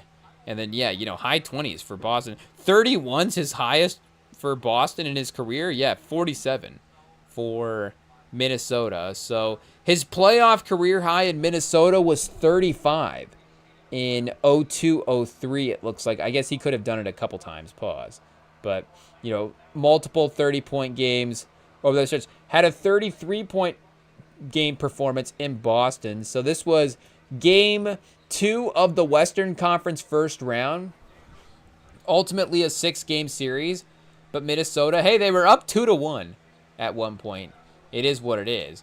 Kobe 27, Shaq 27 in that game. I guess Kobe, a little down from the field in that game. And see, Troy Hudson had 37 in this game. So Garnett actually had some help. Wally Zerbiak 6 for 11, 21 points. Like he actually played well. But, were they... And I guess they did win game 3. But the rest of the series was Troy Hudson putting up 30 a game. I doubt it. But, he was 27 points. He was taking shots, though, so maybe Troy Hudson was more important to the roster than him. Oh, the Laker Killer, chat. Hey, that's literally his nickname here on Basketball Reference. T-Hud and the Laker Killer. Hey, So, we tread lightly. Is this a David Fincher movie?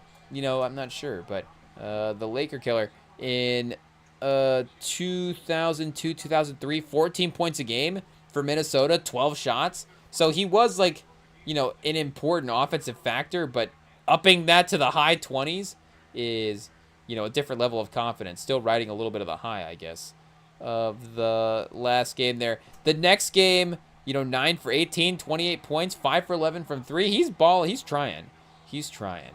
And I guess they don't really have much else as well, too.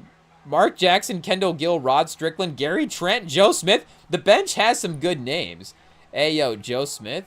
Shout out the former #1 overall pick. But, you know, by, again, 02-03, just a little bit of a different part of his career, 10 points a game at that point, you know, starting to more consistently bounce around teams as well, too. But a minute left, chat. Ah! Hey, yo. We've got a minute left. Minnesota up by 12. I mean, it is what it is. Denver's not going to win this. Jokic is going to hit 4 threes. Murray's going to hit 4 threes. Ooh, Jokic, he's got to look. Oh, you got to shoot that. Oh, Jokic lost his confidence. I think he tried to draw a foul. He was going for like the little lean in there for a second. But you gotta shoot that. You gotta just fire the trigger away on that 3. You need 4 of them to make this up. You need stops. There's 45 seconds left. Just take the 3. And I feel like, again, we've seen Jokic in this similar situation against Minnesota. Oh, they ran up a beautiful inbounds play for him. You got to give it to him. Maybe Minnesota, again, a little lackluster, up double digits here with 45 seconds. But, I mean, they get him wide open in the corner for 3, and he just misses. He just misses. Chat, it is what it is. And, you know, again, I don't want to overreact to Denver being down 3-1 in the series. They still have to lose the series and be eliminated from the playoffs for it to, you know, be official, for us to really start getting into that Jokic, you know, if before we really start overreacting. But, you know, it is what it is if we're just looking ahead a little bit at what that possibility is. Like, this is the first time in Jokic's career that I think that the narrative stuff is going to start to move backwards a little bit. It is what it is.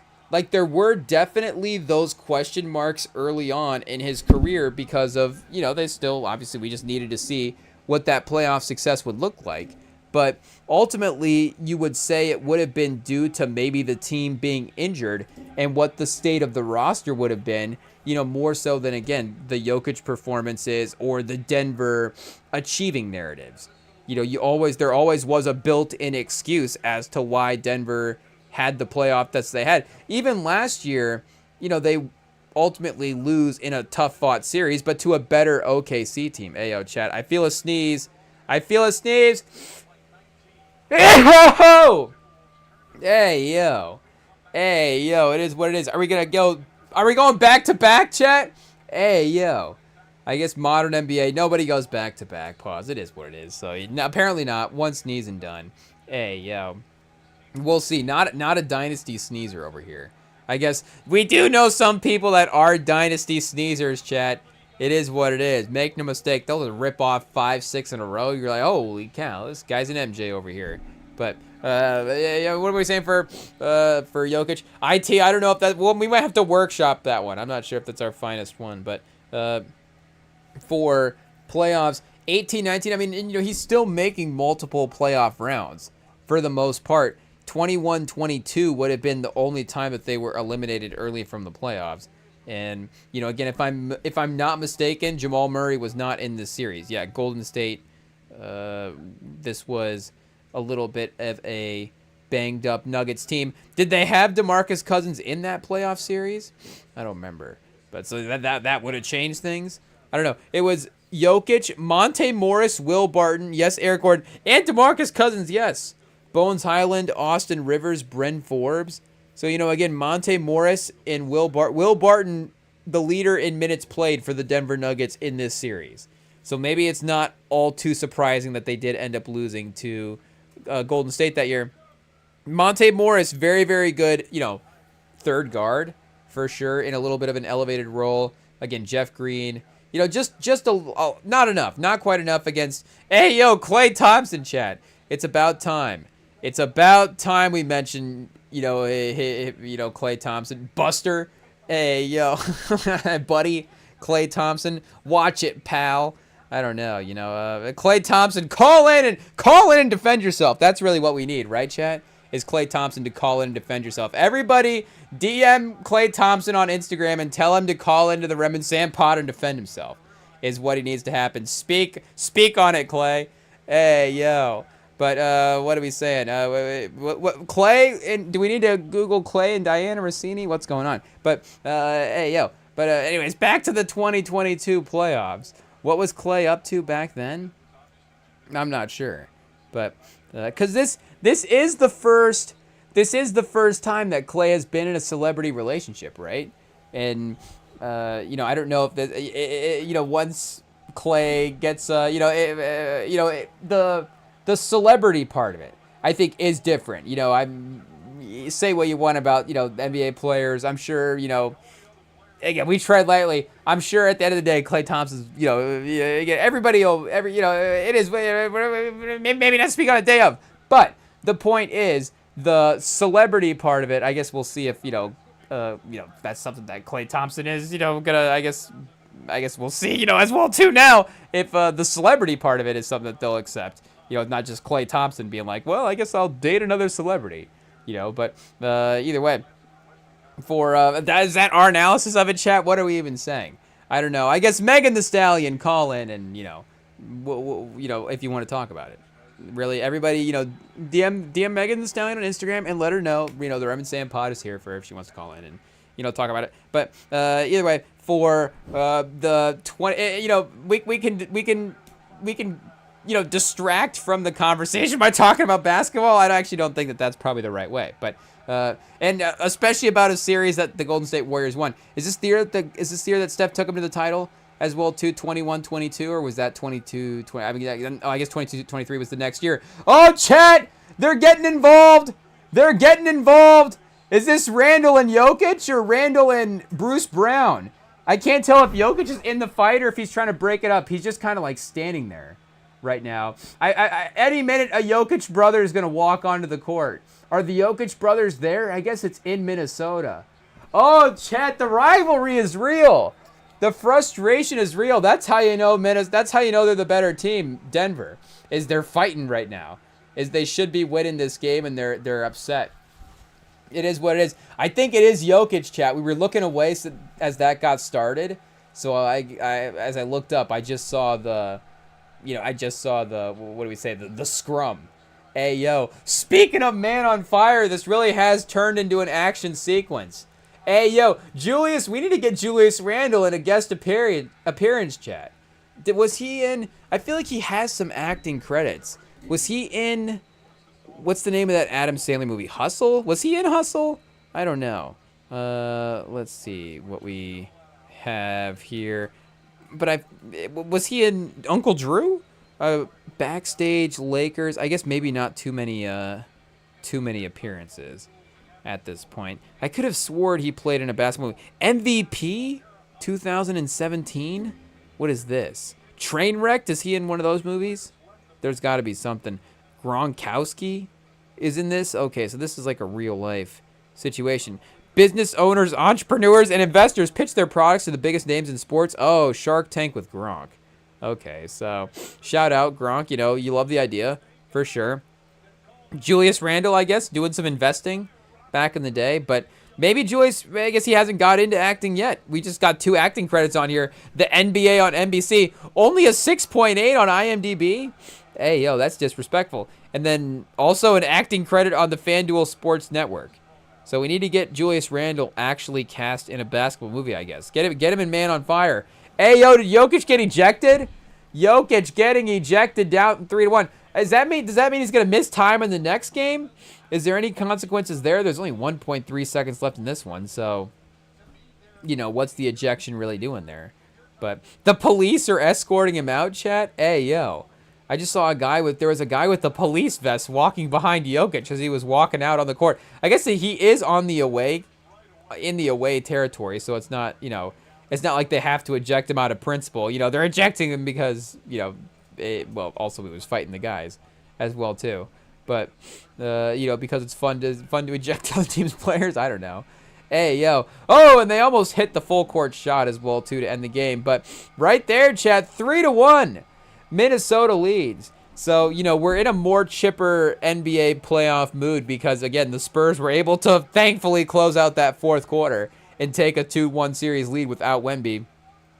So even, Wemby back and the possibility of a 3-1 series lead, gives you a little bit more confidence as well. But, and the fact that I've actually mentally now resorted to the fact I've gone through the mental, it's not really grief, but the coming to terms pause with the fact that the Thunder will probably win the Western Conference And, I guess, unfortunately, the injuries, the 3-1 for Denver, like, we know that we're probably not going to face Jokic in the second round if we do have to, if we do end up, closing out this Portland series.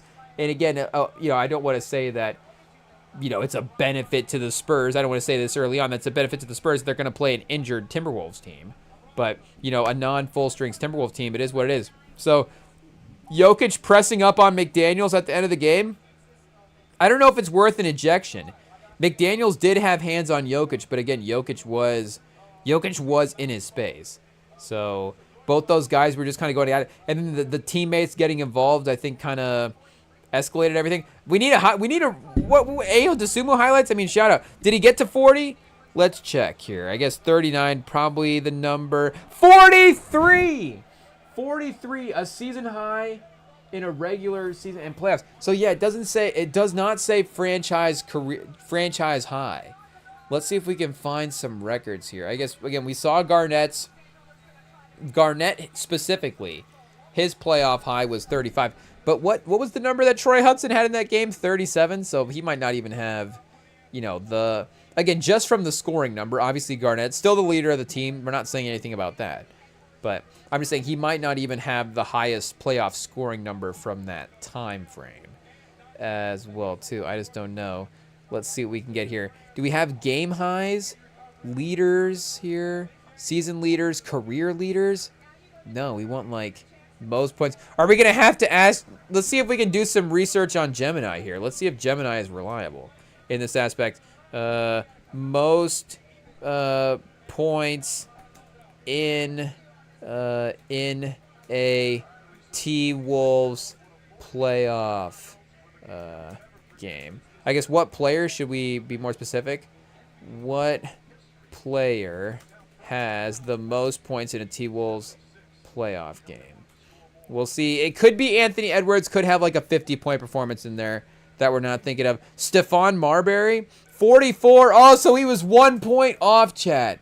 1 point off of the Timberwolves franchise record. I guess according to Gemini. Let's double check here real quick on Anthony Edwards' page, which we should have been, looking at anyways. But just to cover the bases and, again, make sure that there wasn't another sort of sneaky guard or something that got a crazy number. But Anthony Edwards' career high in the playoffs at this point looks like is the 44 number that we are looking for here. Regular season, he does have each of the last 3 years a 50-point performance in each of these, 51, 53, and 55. So I guess steadily increasing. Is he going to go, John, increasing? Hey, yo, that's a stretch, chat. That's a stretch. Maybe he'll be in the next 70, 80 conversation. Or 60 will be the next checkpoint. But yeah, 23-24, he had a 44-point performance here. And he has had a 43 as well, too. Of course, it has been Denver, because, again, they've been battling. This is the iconic playoff rivalry, honestly, of the Western Conference of the last handful of years. Not to say it casually, but, again, they just have constantly matched up and have constantly delivered, iconic sort of competitive battles. Jokic in this game, 35, 7-7. And Edwards in this game, 44, 5-5. So, again, you just have Dosunmu in the Edwards role tonight. Just a casual 43, 13 for 17, 5 for 5 from the field, 12 for 12 from the free throw line is crazy. Dosunmu out-battling Jokic, out-battling Jamal Murray. You didn't expect it, but all three of those guys, minus 13, minus 12, minus 12 when they're on the court as well, too. So, hey, yo. It is what it is. But, again, back to the Jokic legacy stuff. If we can we rip apart the Jokic legacy fresh off a loss? Why not, chat? Hey, yo, we like paying homage to old school basketball media. That's what they would do. But, again, it feels like it has been, like we were saying, an excuse or a reason or, we just kind of had already predicted them to lose. Like, they haven't necessarily done anything off schedule, per se, if that makes sense, over the last couple of years. Because, again, the timeline would have been affected by the injuries, or they just ran into a team that, hey, we thought they were going to lose anyways. Oh, if Jokic had gotten past OKC, it would have been a crazy legacy achievement for him for sure, a crazy performance. But at the end of the day, we thought that team was the better roster. Anyways, expected them to win. They did as such. Jokic even played great as well too. So we look back and like, hey, you got to be scared of Jokic. But again, for this Minnesota team, he is now, I would have to say, has a losing record against them. Like, I can't remember every playoff series, every matchup, but is this 3 now that he's lost to Minnesota? 3 times that they played at least, and 3 times. So I guess they won in 22-23, 4-1, and then lost in 23-24. I guess they've just lost. They're potentially have lost the last 2 now if they do end up losing this one. 4-3 in 23-24, and then we'll see, if it is ultimately going to be as competitive here in 25-26. So I guess, 2-1 is not too bad. Ayo, what are we saying? Young Anthony Edwards as well too, just at a different phase of his career, a little bit of different expectations, but again, for the Jokic timeline, this is the first, like, oh, okay, that's the first result that maybe we didn't expect in some ways. And Minnesota is still, legit this year. Like, we're not criticizing them there. And it's a even sort of seeding-ish matchup. But, again, with the way that Denver had improved the team, with the way that Murray had put together such an impressive regular season, like, it seemed like they were setting themselves up for another competitive Western Conference run. But yeah, this is tough, chat. And like imagine some of the playoff feelings with Giannis over the last couple of years, where even Giannis has had injuries. Like, there maybe have been legitimate excuses again to why some of the playoff results have been what they were, but they have been a little bit off schedule for what we thought. They lose that Miami series. We were going into the series projecting them to lose the Miami series. Did they lose to Indiana one of those years as well too? This where they one of the victims in the Indiana finals run. I don't remember exactly the playoff bracket, how that played out, but I guess again, it feels like for the playoff talking points for Jokic, they've just been a lot more positive. Yeah, we have Giannis losing to Toronto in the playoffs, obviously in that finals year, but then Miami, then Boston. I guess, yeah, the Grant Williams game. And is that what we call it in 21-22? And then losing as well, too, to Miami again to 5 in 2023. And then, yeah, to Indiana in 5. So, and it is tough that it's been the last, again, 3 playoff series that he's lost. The semis and then the last 2 rounds that he's been in, they have lost in 5. So, again, say what you want about the Giannis storylines, but every player is going to have these moments where, other players get the better of them. It is what it is. Nobody's perfect. But, yeah, again, for Jokic, I feel like this is where the legacy now gets interesting to evaluate. Because, again, we've been evaluating it, I feel like, on the highest version of the positive side of it. Does that even make sense? The highest version of the positive side? But, again, we just haven't had these off-schedule moments to be like, oh, can Jokic get past Rudy Gobert? Like, is that a real thing? Because, again, we thought maybe it was the combo of him and Towns. You got Naz Reid. You have all these guys you can throw at him. The matchups, that's going to make life difficult. But, I mean, like, legitimately, he just looks different against Minnesota. Again, he was cooking OKC last year. That game, that series was 7.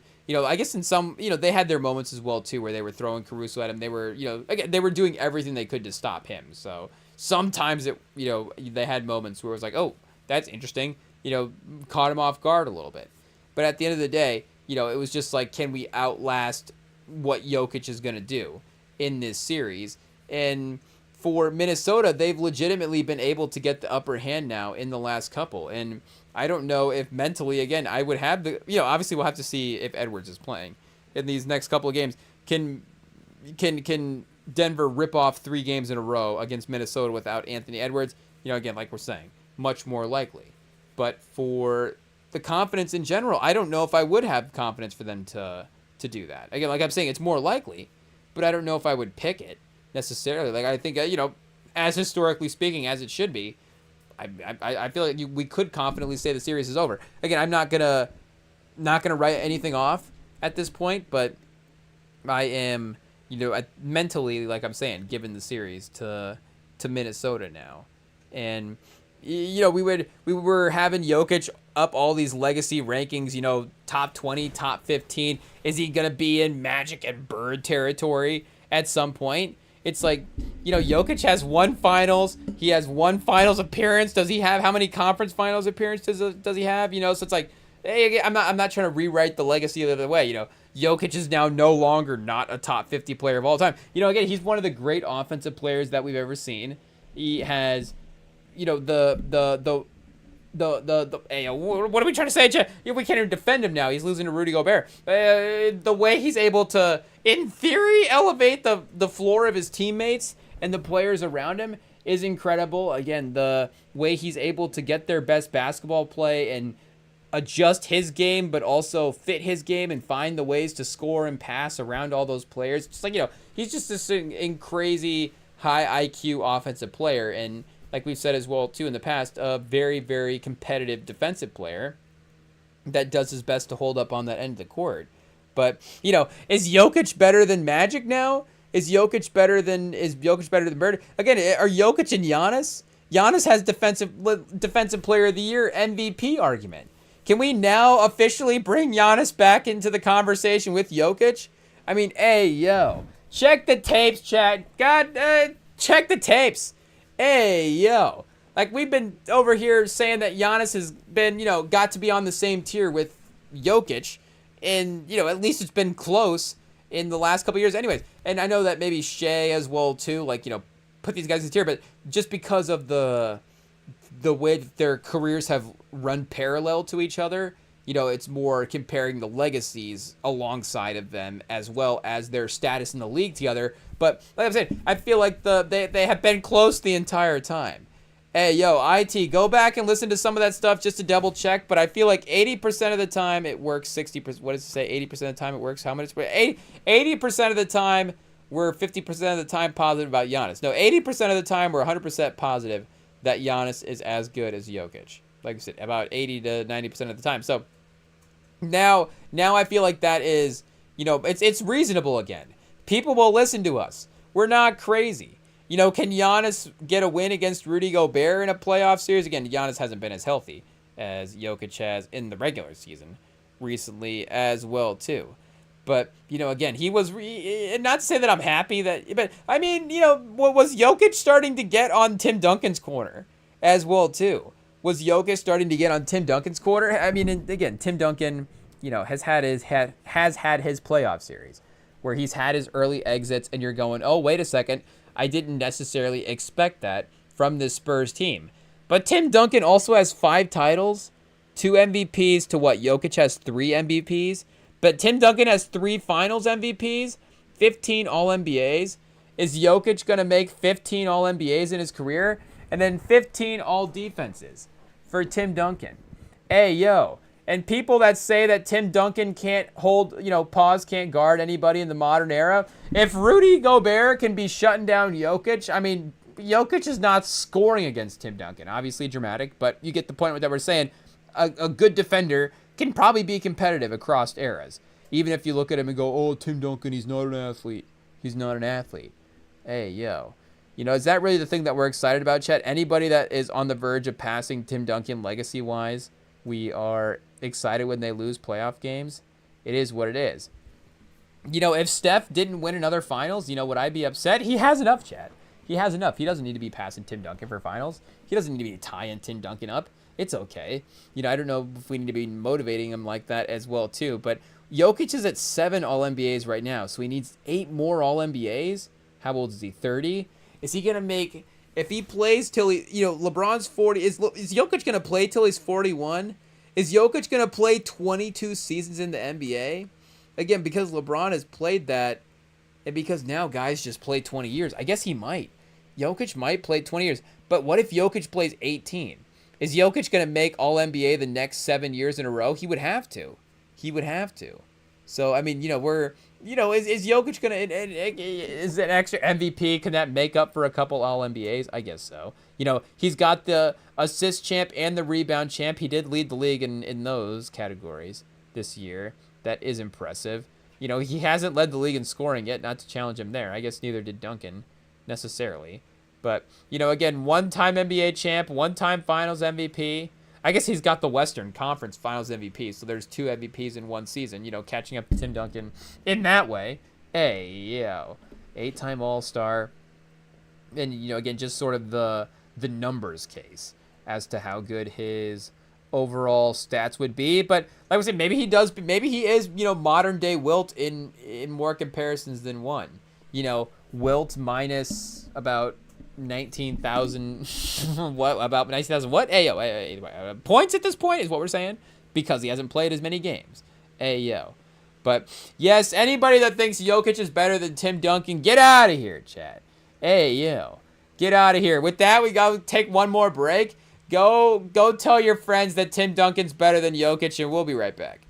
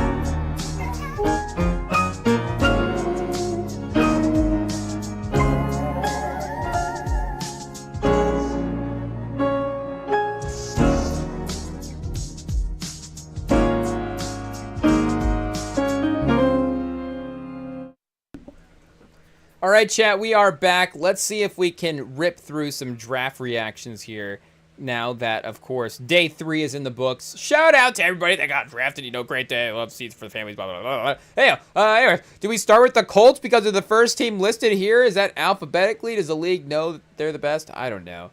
But we did, of course, see the C.J. Allen picks and the A.J. Holkey? I guess I still got to see the, we got to do the full highlight deep dive, and I guess just see the name as well too. But just based on the post-draft analysis, they know how to win the hearts of the Colts fans, because it says here via ESPN post-draft analysis, you may be getting Bob Sanders vibes with the Colts hard-hitting, safety. Ayo, box safety. Whoa, but you may be getting Bob Sanders vibes with obviously just a very, very, I'll say reckless in a good way. A safety that plays with reckless abandon. I don't even know if that's the right way to use that phrase. I'm not even 100% sure what that phrase means.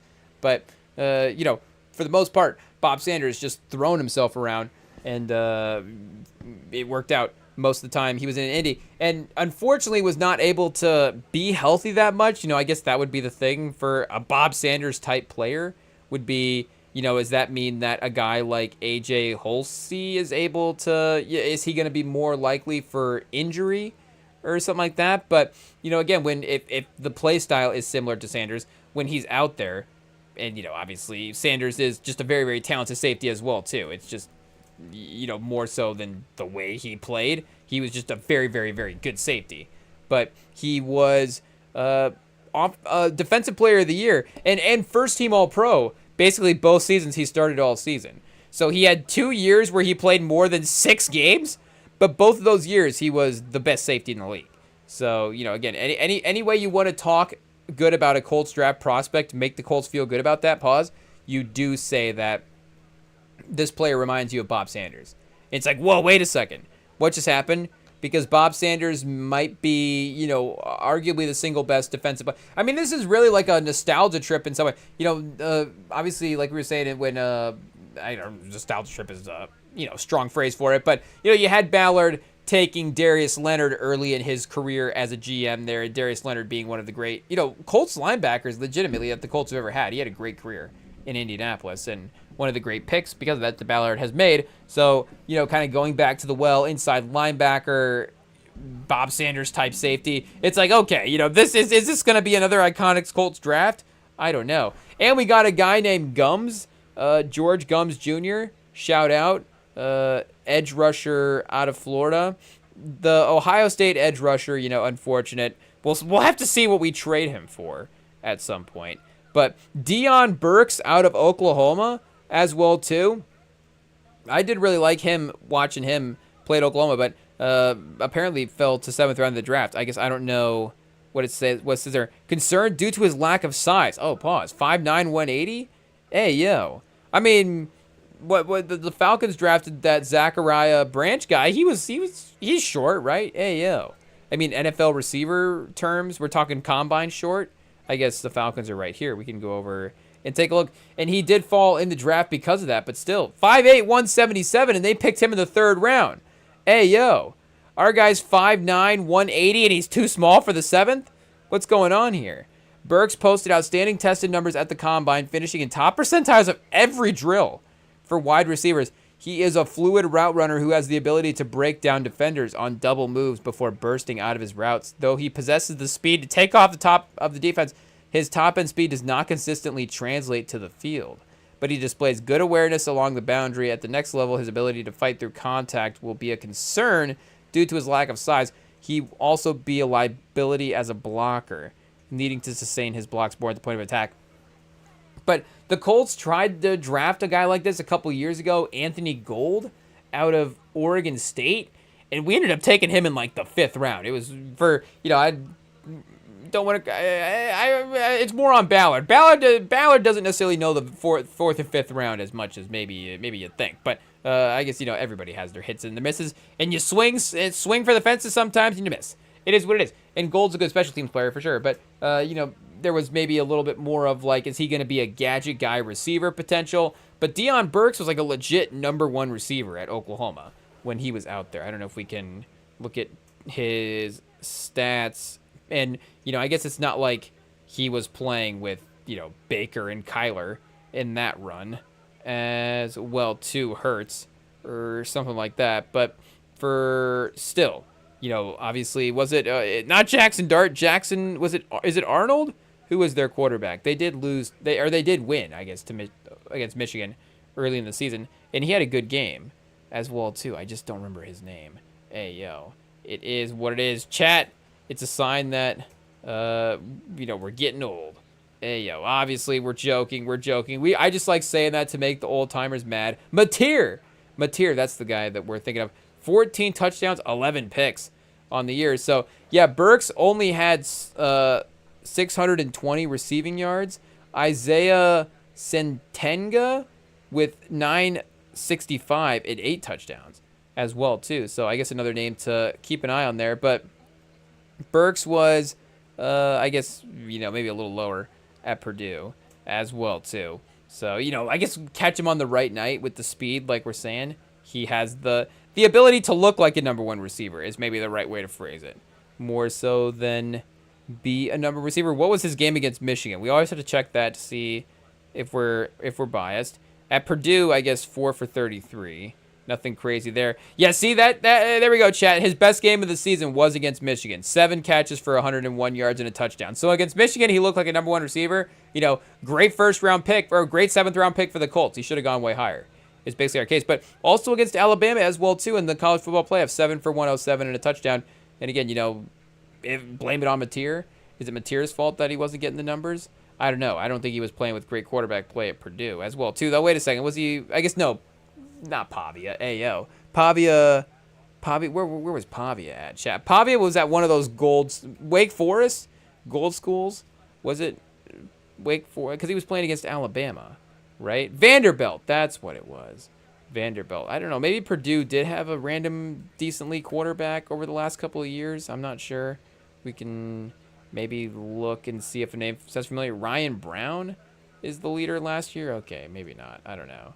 But yeah, all in all, a fine draft class for the Colts. Ultimately, the Daniel Jones situation, what his future, what his health is going to look like for the team. Again, trading for Sauce Gardner. There's different investments and different names that Colts fans are looking at and sort of determining what the, just determining the success of the team is going to be based on some of those performances right there too. But, obviously needing to round out the roster in some ways, there is some good help here as well. And some draft picks over the last couple of years that I guess they're still, maybe going to see what happens. Like, taking a safety, but we didn't take any corners in this draft. Always kind of needing help there as well too. Just kind of everywhere in the secondary. And I'm trying to remember, did we let Blackman go? Do we still have Nick Cross on the roster? I think we do. Hopefully we do.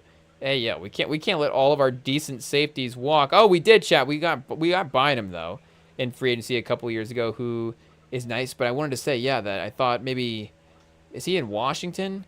I'm just seeing a vision of him in Washington right now. Nope, he's not in Washington. Okay, I have no idea where he's at then. It is what it is. Somebody gave us the wrong vision, chat. Hey, yo, it's a parallel universe situation.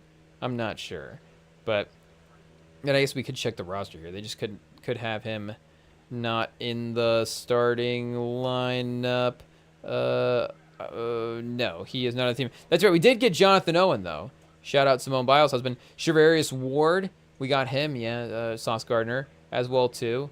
Cam Taylor-Britt, Cameron Mitchell. There's some Nasir Adderley. Hey, yo, I was kind of like Nasir Adderley, chat. Hey, yo, we're Ballard. I'm back in. Pause. Hey, yo, I think Ballard is now officially again good at his job because he signed Nasir Adderley to see what's going on. But it is what it is. Sometimes it's just like, sometimes it's that sleeper deep cut song that you listen to by the artist and you're like, what's this? Now all of a sudden he's my favorite artist and, maybe not everybody knows this song. Nasir Adderley. It's like, wait a second, Chris Ballard knows about Nasir Adderley? Like, what's going on here? Maybe Chris Ballard is an NFL GM. But I guess, hopefully, he makes us look good there as well, too. Pause. But, yeah, we do, need a little bit of reinforcement. Juju Brents of course, no longer on the roster. That's a second round pick that was, supposed to be a starting corner there as well. But again, you already invested in that. So you're going to trade your first round pick for Sauce Gardner and then draft a corner would definitely be funny as well too. So, going in for the safety help to balance that out. But, again, obviously some of the veteran guys there are going to be, like we're saying, the determining factor of the team's success. But yeah, I think Burks could have, another 400 to 500 yards for Indy this year. They just traded Michael Pittman, so they'll need a guy in some of those underneath routes as well too. Or wait, what happened with that situation? We have to, no, they have him on Pittsburgh here. Okay, so let's see what is going on. Because I said McAfee said something at the draft, and I was like, hey, yo, is Pittman back? It's like, what is happening? Hey, yo, remains full trade details as Steelers remain winners in Colts Pittman trade. What did the Steelers get in Michael Pittman trade? Michael Pittman endorses Mekhi Lemon for Steelers first round pick. Yeah, let's see let's investigate, chat. Let's investigate real quick what is going on. Well, it's been over a month since the Steelers traded Michael Pittman for the start of free agency, but now we just saw how the details of the trade can finally materialize. While Pittsburgh and Indianapolis worked out the deal, compensation, we know what players... Oh, I think he was referencing maybe the pick that they were at had to do with the Pittman trade. That's what it was. I was only lightly listening to the... I guess, we were live when it happened, so... Or about to go live or something. So, again, I wasn't fully listening, but I was like, wait, what are they saying with Pittman? Hey, yo. So I guess they still got him listed here on the Colts roster for some reason. Even though he is a Steeler, I think, unless it hasn't been processed yet. But, yeah, Josh Downs as well, too. I guess, like we're saying, Ballard is willing to draft a little bit of a smaller receiver as well. He drafted, again, Pittman and Alec Pierce and Adonai Mitchell and some of these guys where it's like, okay, he's just drafting 6'5" receivers. But now he's only drafting 5'9" receivers. Where's the balance, Ballard? Where's the balance? No, because Downs and Burks are both very, very talented. So you got to... And that is part of the reason why they have fallen in the draft is because, again, the league has gravitated towards just drafting taller receivers. And it's like, well, I guess I'll just take the good ones then. And, have a guy like Tyler Warren be the tight end. Have a kind of menacing passing threat there as well. But, yeah, I think, again, if Jones is back and healthy, we'll win 9 games, 10 games. That'll be fun. We haven't won double-digit. Somehow we were 8-0, 9-0 in the started last year, and then we haven't won double-digit games still in like a half a decade. But maybe next year will be the first year we'll win 10 games in a while. Hey, yo. I haven't realized it's been that depressing. I was looking back at the record being like, what is happening here? I can't believe the Colts have been this mid for 12 years. We haven't... That was another thing that McAfee did say in the draft pick that I did hear.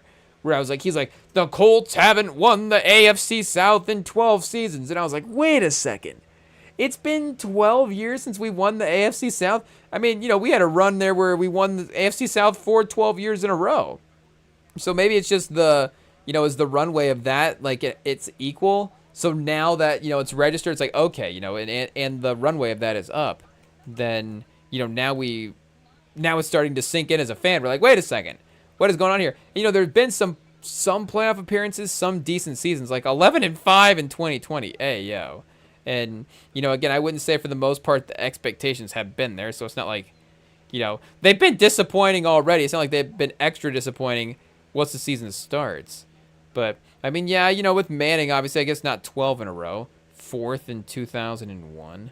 But 1, 2, 3, 4, 5, 6, 7, 8, 9. 9 out of 10 almost. And then a couple more later with Andrew Luck.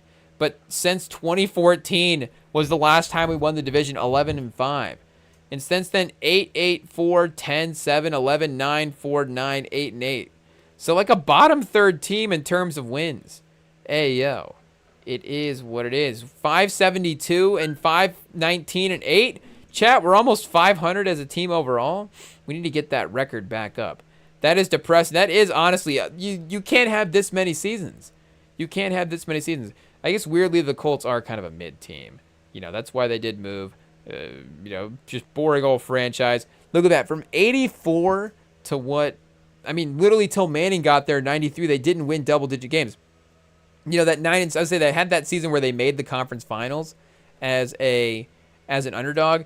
And I mean, shout out, you know, obviously Luke Soil Stadium, you know, obviously all that stuff, you know, Manning, what he means for the franchise, you know, it can't be understated as well too. The success that a quarterback can bring there. Again, the playoff successes. There's a couple Super Bowl appearances in here. There's a Super Bowl win.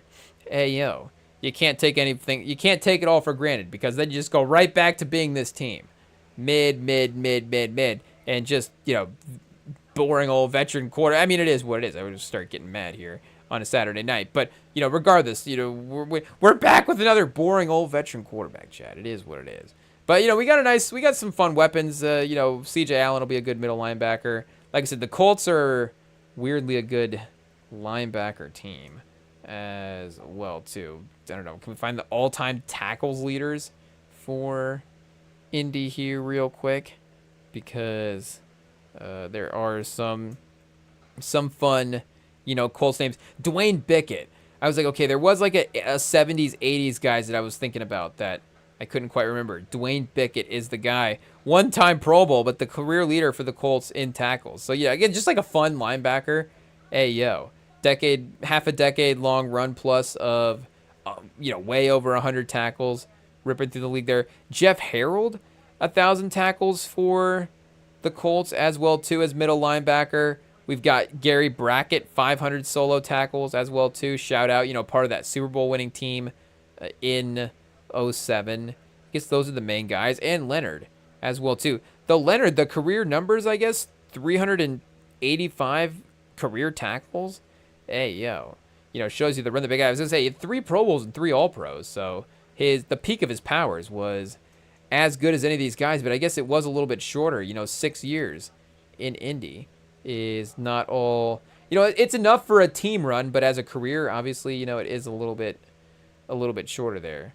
It is what it is. So shout out, I guess CJ Allen has a chance. Is CJ Allen, hot take, going to be the franchise leader in tackles by the time his career is done? So 1,052 for Dwayne Bickett. Hey, yeah, we got to go back and see what we got here.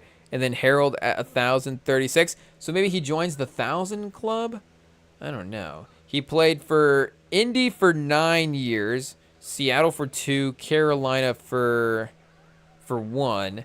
So, you know, for the most part, he played every game. 137 games played in 9 years.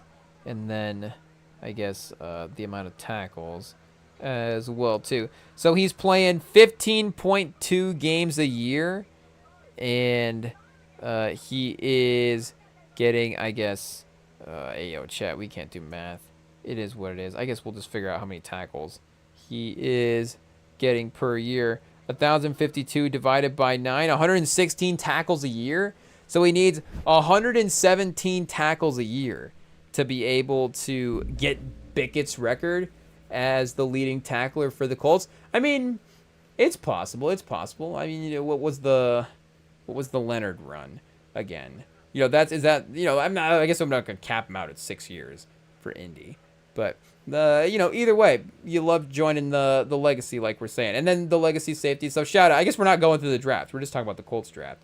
It is what it is. Arizona with Love in the first round. Caleb Proctor in the 4th round. Hey, yo. I think a different Proctor candidate there out of Southeast Louisiana. We've got a defensive tackle. So, shout out. I guess maybe, I don't know if they got the name mixed up on the card there. But I think shout out to Caleb Proctor. Not Caden Proctor. And Caden Proctor as well, too. But Caleb Proctor for Arizona. And they did end up going with Carson Beck in the 3rd round. The Davis Mills comparison, hey, yo, I don't know if that's depressing or encouraging, because if you took Davis Mills in the 3rd round, it's like, okay, a backup quarterback, I guess I wouldn't be too shocked. But also, you know, Dak Prescott got drafted in the 4th, so it could be a little bit more sometimes as well. Though, you know, there's going to be the Cowboys fans out there that tell us that Davis Mills is better than Dak Prescott. Dak Prescott's not as good as Davis Mills. I know you're making the jokes. But, you know, build your team around Davis Mills, and I'll build mine around Dak Prescott. And guess what? I'll lose in the 2nd round of the playoffs. You won't make the playoffs. Neither of us will, you know, be that happy at the end of the year, but at least I'll be in the playoffs. You know, a couple of games of playoff revenue, Hey, yo. So you'll get Beck in there with Jacoby Brissett. I mean, the perfect mentor. Is the mentor to mentee relationship of this draft class, what's the correlation there? Because you've got, again, Mendoza with Kirk Cousins and Jacoby Brissett with Carson Beck. It does seem to kind of like line up nicely. Like Jacoby Brissett kind of does lumber around in the pocket the same way that Carson, or should I say the other way around? Carson Beck does kind of lumber around in the pocket the same way that Jacoby Brissett does. I think he could teach him the sort of lack of mobility quarterback play in, kind of middle of the route quarterback arm as well too. He could teach him all those things. And again, Kirk Cousins can kind of teach Mendoza how to be the golly jeepers quarterback in the league. I guess we'll have to go see where the other quarterbacks went as well too. I guess we did say, of course, Aller went to Pittsburgh. We did end up seeing that. I forget where Cade Klubnik went. Maybe the Jets. And we didn't see where Taylon Green ended up as well too. So let's take a look here. Altemeyer goes. Oh, where did Joey Aguilar go? Who signed our guy Joey Aguilar? I saw Hayes King went to the Panthers. Hey, yo. Is Hayes King going to be starting games in front of Bryce Young next year? Somebody's going to have that hot take. Okay, chat. Where is Joey Aguilar, our guy? Hey, yo. What team signed him? The Jags? Of course he went to the rival, chat. Of course. Why couldn't the Colts sign Joey Aguilar? Hey, yo, chat. Hey, yo, it is what it is. I mean, Riley Leonard was fine. And he is more like Daniel Jones than Joey Aguilar in terms of play style, I guess. Let me just pull that Riley Leonard game back up just to maybe ease my mind or make myself mad. I don't know. We'll just have to see what happened. What game am I even thinking of? Again, I don't know. I just feel like Riley Leonard won us a game last year. And it was like, okay, that's cool. Okay, he was 0-1 as a starter, though. So apparently not. But did he play well? What happened? What am I thinking of? Where it's like, you know what? Maybe I have to give him a little bit more credit than he originally deserved. He was, I guess, 270, a touchdown and a pick in his start. So I guess just him being fine. Rushing yards 3 for 21. He was okay against Houston, 30 for 38, competitive. So, give him credit. And the fact that it was his first start, that is pretty good as well, too. If that was week 1, obviously it'd be like, whoa, is Riley Leonard going to be in, like, the rookie of the year conversation? If you're throwing for, I guess, keep that up, 270 yards a game. Obviously, the efficiency being what it is. I mean, that would be up near the top of the league, honestly. It is what it is, not times 2. What, like, times, 13 or something like that? 3,500, I guess, we just took away a couple games as well too. So if we make that 15 games plus 270 would be, I mean, yeah, he could get to 4,000 yards as a rookie in that if he was putting up those kind of numbers. So, again, maybe I just need to take a deep breath and just, let the roster play out. But, we do like Joey Aguilar on this pod. I guess, not to speak for Sam, but I feel like he wouldn't be against that. Just like a, respectfully, a penny stock, I guess. Well, I'm just throwing out a term. I'm not trying to be disrespectful. Again, undrafted. I'm saying that I'm saying that if I'm a GM, I'd be signing Joey Aguilar, bringing him into the camp to give him a chance. Hey, yo. So, Nico Iamali, is he in the? Oh, is he still at UCLA? Okay, so I was gonna say, I didn't think he was at the draft. Taylon Green, no spoilers. Let's see if we can get the list pulled up here. Yes, Sawyer Robinson, undrafted. Joey Fanano out of UConn, Pavia. Daniels, I think maybe went to Washington. Gronowski was okay at Iowa. Somebody give Gronowski a chance. I think that'd be a fun practice squad move right there. See what we got. So where did Cole Payton went to the Eagles? Taylon Green to the Browns. Oh, chat. The conflict of interest. Hey, yo. So now if Taylon Green is going to get starting minutes, it's going to be at the cost of our guy Shador. How does this stuff always happen? I guess I was going to say he could go to the Eagles, but we like Hurts as well, too. So we're not going to try to take Hurts starting there. Why couldn't Taylon Green just go to Pittsburgh? Why couldn't Pittsburgh just take Taylon Green in the 3rd round or, even later? if Cleveland is getting him in the 6th. I mean, is this the best ever back-to-back pause, back-to-back sub 5th round picks that anybody has ever gotten? I guess, the Patriots did take Brady, of course, in the 7th. But who did they draft the year afterwards? The Browns took Shador in the 5th and then Taylor Green in the 6th the next year? Like, that's crazy value, chat. That's crazy value. But I'm being serious.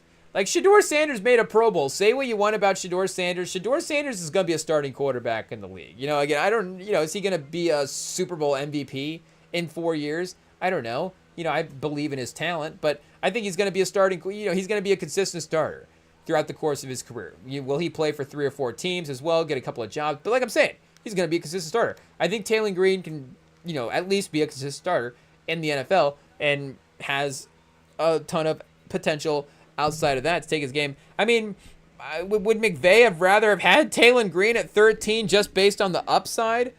Ty Simpson's like, okay, if we're going to take a quarterback as the backup developmental project, at least let me have the guy that has the most explosive skill set of any of these players. And, Nussmeier going to the Chiefs is a little interesting, but, honestly, that's fine. Again, Nussmeier, we like Nussmeier, but Nussmeier maybe needs if he got trade, I don't know if the Chiefs are trying to build some trade value for Mahomes. Ooh, see what we did there, chat? Plot twist. But, maybe they trade Nussmeier. They have a little insurance now if Mahomes is hurt. Like, it's just, at least the business of the team. Again, you're trying to win. You're trying to compete. At least, they're like legitimately interesting now. Not to say that they weren't before, but they were not going to be, like, let's be honest. Again, they were not going to be if Mahomes wasn't playing. If Mahomes was not playing and they didn't have an already established name at quarterback, that would have just been a boring team. It is what it is. With all due respect to Andy Reid, even Alex Smith, Andy Reid teams, like they were competitive. You had to give them their respect. Like in some ways, we thought that they should have probably achieved more than they did, but regardless, they were still a very, very consistent team making the playoffs there. But they were still a boring team. They were a boring team. I mean, did Alex Smith even throw a touchdown to a wide receiver? So, again, they had the potential to be that without Mahomes. Is that the most important things that Mahomes has provided to the Chiefs? Is just entertainment? Obviously 3 Super Bowls. But like we're saying, entertainment value. So Nussmeier at least provides a level of intrigue now if Mahomes is like out for 6 weeks. And, not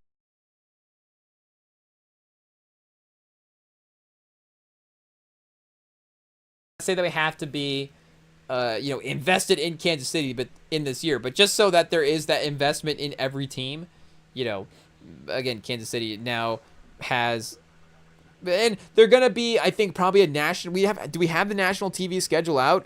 I guess that's the other fear as well. So maybe the league was like, hey, but the fact that Nussmeier went in the 7th is a little bit crazy. We might have to investigate that as well, too. Pro comp Andy Dalton. Like, Andy Dalton was a first-round pick. And, again, say what you want about Andy Dalton. I'm not saying that Andy Dalton is the career that you want out of a first-round pick quarterback. But he was fine. Andy Dalton's fine. He made 3 Pro Bowls. Hey, a couple of 4,000-yard seasons in here. Again, is Andy Dalton going to light the playoffs on fire with, his red hair? It not necessarily happened. Never 0-4 in the playoffs, unfortunately. I was going to say, man, these all look like one-game stat lines. And make no mistake, they are. It is what it is. 257, 127, 334, a touchdown, 2 picks. Unfortunately lost that one. And then 155 as well, too. But again, made the playoffs 4 years in a row. Was very consistent in the regular season. Had weapons for sure, but, was utilizing them consistently. So, again, if you get Andy Dalton's career out of a 7th-round draft pick, I mean, that's incredible. If the Chiefs had Andy Dalton as their backup quarterback, not this version, but 2013 Andy Dalton as their quarterback, even 10-6 Andy Dalton, like that's good. That's fine. Again, are you going to draft Mahomes, the next Mahomes, and now all of a sudden, the Colts or the Colts, the Chiefs are going to be having, quarterback controversies? You don't even necessarily. Well, I guess maybe you do want that in some ways, but. And they got this pick from Indy via Pittsburgh. So look at that. Ballard gifting the Chiefs a quarterback somehow. But again, I don't really know how Nussmeier falls this far. as well too. All the quarterbacks though, I mean, Taylor Green in the 6th, and then we got 3 in the 7th. Obviously none of them in the 2nd as well. So a lot of names end up going, but weird value. Cole Payton to the Eagles. I guess they do have. What are they trying to do, Chad? What are they trying to do? They draft Tanner McKee a couple years ago. They draft Cole Payton now. I don't like it. Hey, yo, Hurts has brought this team to 2 Super Bowls. Let him be the starter. It is what it is. So going back, I guess, to the team side of things, Atlanta, we mentioned on the last live stream, bringing in the brother as well to play the cornerback duo is definitely a pretty fun storyline there. You got to give him credit. The Ravens, the constant draft winners of like the last half decade, maybe they took a little bit of a foot off the pedal in terms of the draft evaluation. Hey, yo. The guard pick at 14 was definitely, I guess, in line with the mocks here, but I just think the name value wasn't necessarily there where, again, taking like Kyle Hamilton and some big name guys over the last couple of years. But the Jacoby Lane pick from USC is going to be interesting. Again, they've obviously needed improvement there. So let me wait, Bills. Hey, yo. Let me see. What did they do in the offseason? Did they bring anybody in that I'm forgetting? Walker? Who's Walker? 81. Oh, Tez Walker, I guess, from North Carolina. Zay Flowers making the Pro Bowl. And then we're calling him Rashad Patrick Bateman for single-handedly killing this offense. Hey, yo, Chad. I just wanted to make a Bateman joke. He's a fine receiver. He's not killing the offense. Hey, yo. But will he get outplayed by who they just drafted? Jacoby Lane. I feel like that's the guy right there. Because it could be a little Tez Walker as well too. But I think it's more like similar profile. Like they just like big down the field receivers. And I mean, again, is Bateman, how tall is Bateman? 6'1". Like I guess he's fine, but he's definitely a down the field receiver as well too. So could be an interesting job situation there, depending on how this draft pick plays. And they got a tight end as well, and Adam Randall from Clemson out of running back, and they also got Surratt. I was gonna say to take another receiver. So that is we were talking about, speaking of Cleveland. I guess we'll just talk Cleveland's draft now as well. We were talking about the fact that has anybody invested this highly in receivers in the draft, where they use their first and their second round picks. Their second first. They had 2 firsts. They used their second first and their second round pick on 2 receivers. So you end up with Casey Concepcion and Denzel Boston. And again, it's like, well, I guess, Taylor Green or Shedeur Sanders, either one. The offensive weapons hopefully would be stacked up now that you've really gone in and kind of double invested in that way.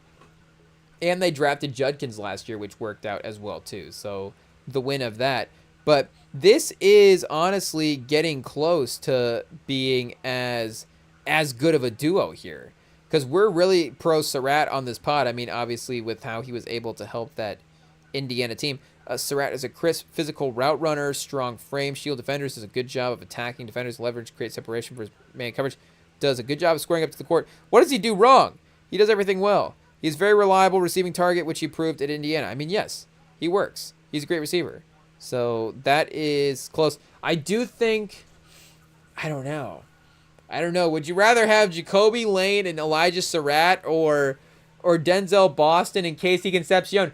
Did the Ravens outdraft the Browns? And the Browns had a good draft as well too. Again, Fano and Emmanuel Nikhil Warren at the safety, the second round pick. So 2 firsts and 2 seconds, and I think they did a great job with each of those picks, honestly. They got a Justin Jefferson, though he's a linebacker from Alabama, and I think he is a good sleeper in the 5th round as well too. And again, Taylor Green in the 6th is just good value at some point. So you got to give them their credit there. But at least in the receiver aspect, maybe Baltimore did end up winning that day. And then taking a tight end as well too. So 3 receiving threats in a row. And basically saying, Mark Andrews, look out. Hey, yo, we got the tight end right there.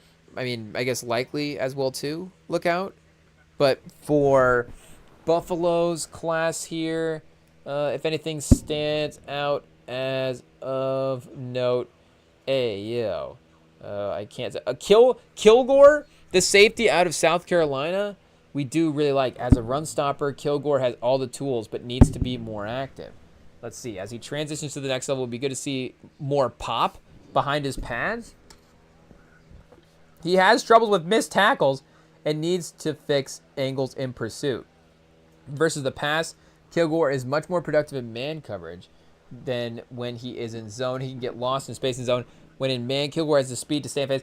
I mean, I guess I don't know if Kilgore is going to bulk up to linebacker size. Hey, yo. What do we got here for, I guess, Caleb E. Arms? Linebackers are getting smaller, you know. So is there any way you could get Kilgore to put on like 20 pounds and play linebacker?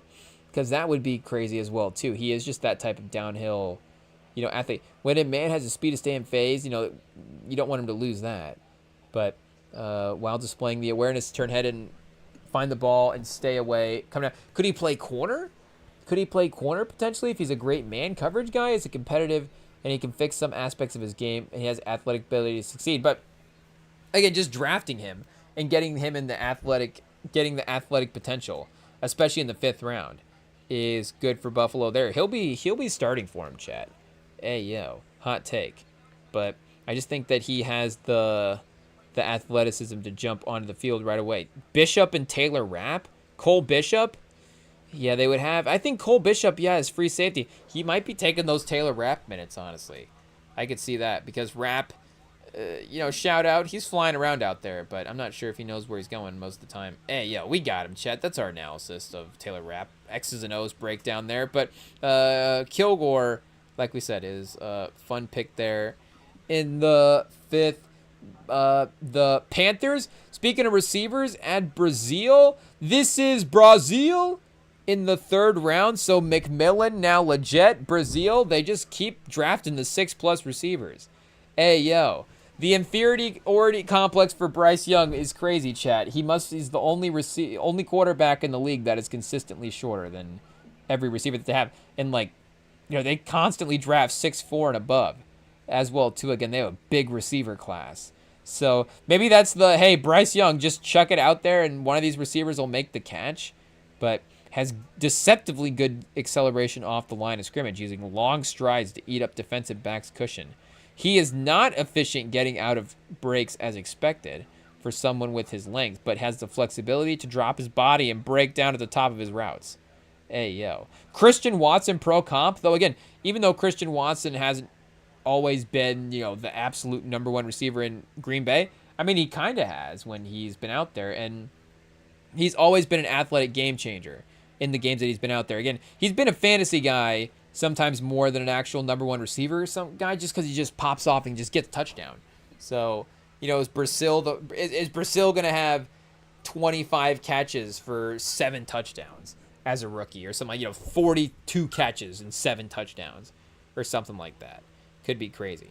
But Carolina hit on last year's #1 receiver with McMillan. Now it adds field vertical stretching opposite of him. Brazil. I mean, this is inspiring me to just, we might have to do a pause. Do I have to clarify if I say a positional ranking? An NFL player positional ranking and like rank the grouping units. I think we've definitely done something like that before. But Carolina's receiving roster, I mean, the hot take would be that Carolina's receiving core is really, really good. And I mean, it is, obviously, like we're saying, McMillan, Leggett, and Brazil. I guess it's a little unproven for sure. And Coker as well. We do like Coker. Are we on some Coker with this take? I don't know. Anais Smith? Did they draft him, or was that last year that he was in the draft? I guess last year, just not making the playing time for receiver. But David Moore as well. Like, there is some good college talent on this team. That is for sure. Maybe that's the story all the way around. But, you know, again, I can't blame him. I like Brazil. Hey, yo. Whoa, don't we all? But, you know, the player as well, Brazil?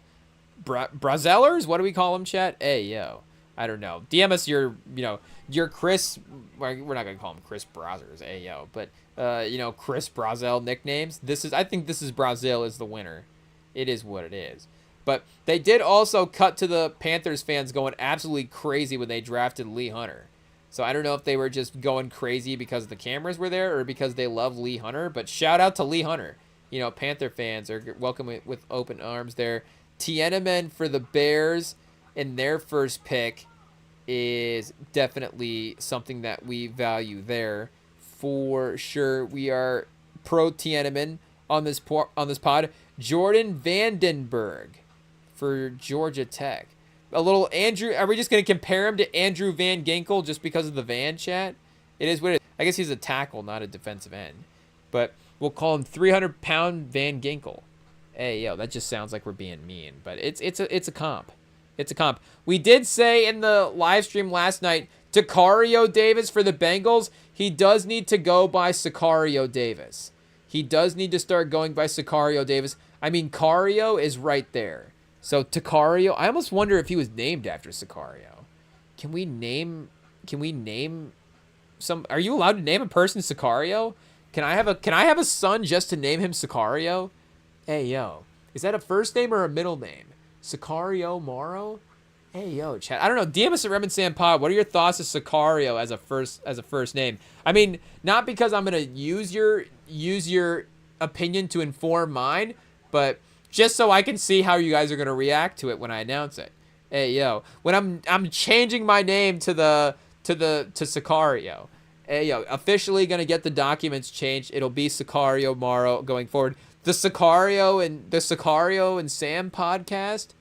Hey yo, I guess the syllable rhythm does get messed up. The Sicario show. It just becomes a different thing at that point. With the Sicario show, I don't know if it's the Sicario show watching basketball, hanging out. I guess maybe. You know, how many missions a year is a Sicario going on? I guess, we're watching the missions in the movies, so the movies themselves are fairly active, and we'll have to go back and check the time period between the first one and the second one as well. The events are close enough, but is there like a 8-month chilling period where, Alejandro's living off a good paycheck and just kind of hanging out in like a secluded area somewhere? So, maybe he's just watching NBA in that sense, in that time frame. But either way, shout out to Takario Davis, cornerback, Washington, drafted by Cincinnati in the 3rd round, needs to go by Sicario Davis. There was another guy here as well, too. Was it the Browns that drafted him? Somebody drafted a guy, Dominique Orange, was that his name?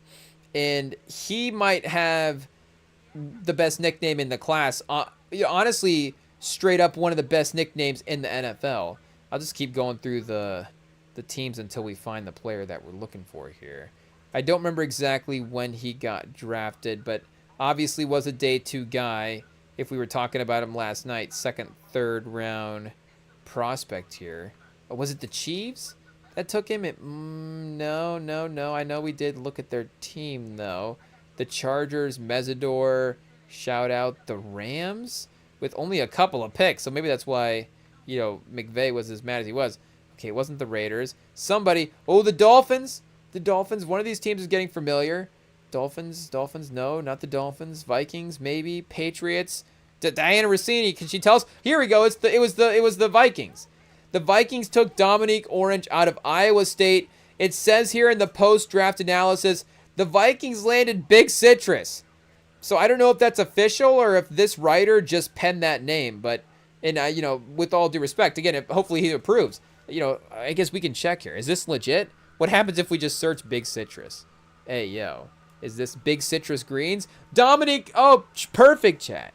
Hey, yo, it's official. Dominique Orange, Big Citrus nickname explains. Nose tackles are increasingly harder to find in the NFL. Hey, yo. As the valuing defensive lineman with more down-to-down versatility than traditional gap cloggers. Whoa. Nicknames. Whoa, oh, what happened to our article, chat? No way they put it behind a paywall. How could they do such a thing? Okay, no, we're back. Nicknames are also going extinct. That is true. Except for some gems like Tommy Cutlets DeVito.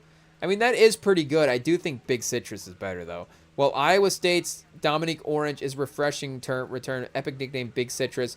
The nickname originated on social media, and a nutritionist is responsible for putting it on Orange's radar. One day I had a meeting with my nutritionist, and she called me Big Citrus. Orange told Des Moines Register late August. I was like, where'd you get that from? She was like, saw it on social media. From that point on, for whatever reason, Big Citrus has been a thing. Yeah, it might be. We were looking up NFL nicknames, in the last live stream because I panicked and couldn't think of any great ones. And there are obviously a ton. Primetime Deion Sanders is arguably the best, but it's the best also because Primetime was able to make it Primetime. Like, Big Citrus is good because, and I don't mean this, Big Citrus could be a great player in the NFL. I'm just saying he doesn't have to have a great career to have a great nickname, respectfully. Again, he can add it to the, to the legacy, but he can also, just be a legacy guy of a nickname. A guy like the Fridge, William Refrigerator Perry, and he had an iconic moment iconic moments as well too, in the NFL in his career and in the Super Bowl and rushing for some touchdowns and being kind of a fun, fullbacky type of defensive lineman for that team. But for, his career, he was like a pretty good player. I don't know if he was necessarily a Hall of Famer or a consistent Pro Bowler here. I guess we can look up, again, no disrespect. I'm just trying to, put into perspective, how Big Citrus can live as an iconic nickname. Again, Primetime probably exists more as an iconic nickname as well because, again, Deion Sanders was Primetime as a player. So, yeah, William Perry, for the most part, 5 sacks, productive lineman for sure. But maybe not necessarily the accolades that some of the other guys have gotten. So, shout out, like we're saying, I think, Mean Joe Green, Broadway Joe Namath. What were some of the other ones, Chad? I guess here we can look back up here. Top NFL nicknames. And see, Purple People Eaters, if we're going for units as well. But Sweetness, Walter Payton, see there. That's another. Sweetness might be number 1, honestly. That's close. We might have to do a poll. Pause. Hey, yo. Megatron's pretty good. The Bus. Again, the Fridge is iconic. If we were going iconic rankings, the Fridge, the Bus, and Broadway Joe could be up there. Minister of Defense is really, like, as good of a nickname as you can get there. Again, it's not even like a... Like, Sweetness, like, you could call Walter Payton Sweetness. Jerome Bettis, you could call him Bus. Too, like we said, Primetime. Deion gets called Primetime. But, you wouldn't necessarily refer to, the late, great Reggie White as the Minister of Defense. Rest in peace. Jack Tatum, the Assassin. Hey, yo. Christian Okoye with an all-time nightmare nickname as well, too, for sure. A nightmare nickname in some ways, but the Nigerian Nightmare. And then we've got Ken Stabler. The Snake is pretty good. Ken the Snake Stabler is just, a slithery nickname. And then Dick Night Train Lane. Hey, yo. I guess I never looked into why Night Train Lane's nickname was Night Train, but, I can imagine a couple reasons as to why they would think of that. Probably a much more innocent nickname than we're thinking, but Night Train Lane, hey, yo. I mean, you could just copy and paste that name into a profession and it would work. It is what it is. But Sweetness might be number 1. It might be number 1. Go Sweetness, Primetime, and then Big Citrus is immediately the 3rd best nickname in NFL history. Mean Joe Green's pretty good, though, because it rhymes. It does rhyme. Did they have that on this list here? Mean Joe Green. Oh, here we go. Mean Joe Green. Too Tall Jones. There we go. Concrete Charlie, Chuck Benarek. The Galloping Ghost, Red Grange. Rocket, Ragib Ismail, known for his incredible speed. Iron Mike Ditka. I mean, unfortunately for him, Iron Mike Tyson kind of stole that nickname. Oh, and we did see this one yesterday. Ayo, speaking of other alternate professions, the Muscle Hamster. Ayo, Doug Muscle Hamster Martin. Ayo, I think YouTube might have just cut the live stream again. It is what it is. Are we going to have to stop at the Cleveland Browns for draft analysis? We are getting into hour 3 here. Finish the draft analysis on tomorrow's live stream and go through the rest of the draft, rest of the playoffs as well too. I guess we did skim through some of it. There is some other stuff to mention about the quarterback class as well too, with Simpson and with Aller. Maybe we could continue to investigate more. I guess let me just quickly scroll through the rounds here and see. It'll be easy for us to mention the players that we like in this draft. Not to say that we don't like a lot of players. I just, maybe don't know as many names as we did in the past. Though Keontae Scott. So Tampa just drafted Miami's defense. They did what Philly did, I guess, when they were like, well, I guess this Georgia defense just took that team to the title, and they got Keontae Scott and Ruben Bain. I guess we're just gonna wander into more stuff to look at. It is what it is. So I guess we'll continue draft reactions in the next live stream, and we'll continue, like we said, playoff reactions there as well too, because we will be back tomorrow for the Sunday live stream. We are live on the pod Sundays, Tuesdays, and Fridays. Assuming there's not if there's a special event, we'll pop out for that as well too. So this week, like we said, we have the draft live stream available on the YouTube, and I guess a little bit different because we had to redo the Friday live one here tonight. So it is what it is. And we also have to go now because Big E's on Martin. So we kind of have to watch this episode. Again, it is what it is. Hey, yo, rest in peace to Biggie. But if he's on TV, we got to probably... Well, I guess, what did we say we were going to watch earlier? I don't know if we mentioned a movie. But can we see... Is Notorious streaming anywhere? I guess we did say earlier that we were going to go see Michael tonight. But had to redo the live... Not had to. We get to. But just in terms of going to see Michael versus the live stream. We want to go see Michael. It is what it is. It's just us expressing our desire to go see the movie. That is all. Is it on Tubi right now? The link is available. I don't know if it is currently on here, though. It would definitely be recommended. It might be on YouTube for free at the moment. Let me look this up real quick before we go. We'll just help you guys. We'll just a little investigation, a little PSA we can leave y'all with. I guess our PSA is go to BET and, watch Biggie on Martin. I guess he's not on screen right now. It is what it is. He is, was dapping him up as he left. Oh, there we go. He's back. He's back. We're back. Okay, wait a second. What are we looking up here? Oh, Notorious. We're seeing if it's on YouTube. We're seeing if we can stream this. Can we watch the biopic at the same time as the Martin episode? Oh, it's not even the first result that pops up. We have to search specifically the movie. Hey, yo. That's embarrassing. It is what it is. It should be the one, chat. And I mean, it is the one. It is the one. Oh, it's not available right now on YouTube. Okay, I guess we should have just checked IMDb first. Anyways, and then we're out, chat. And then we're out after we can drop this note. Because I think All Eyes on Me has been streaming recently. Oh, okay, it's not available. It's not available. All Eyes on Me. We need to see a biopic. We need to see a biopic. Oh, okay. All Eyes on Me is on HBO. There we go. We can watch the Tupac biopic instead of, going to the theaters to see the Michael Jackson biopic tonight. We'll see if we can go maybe tomorrow.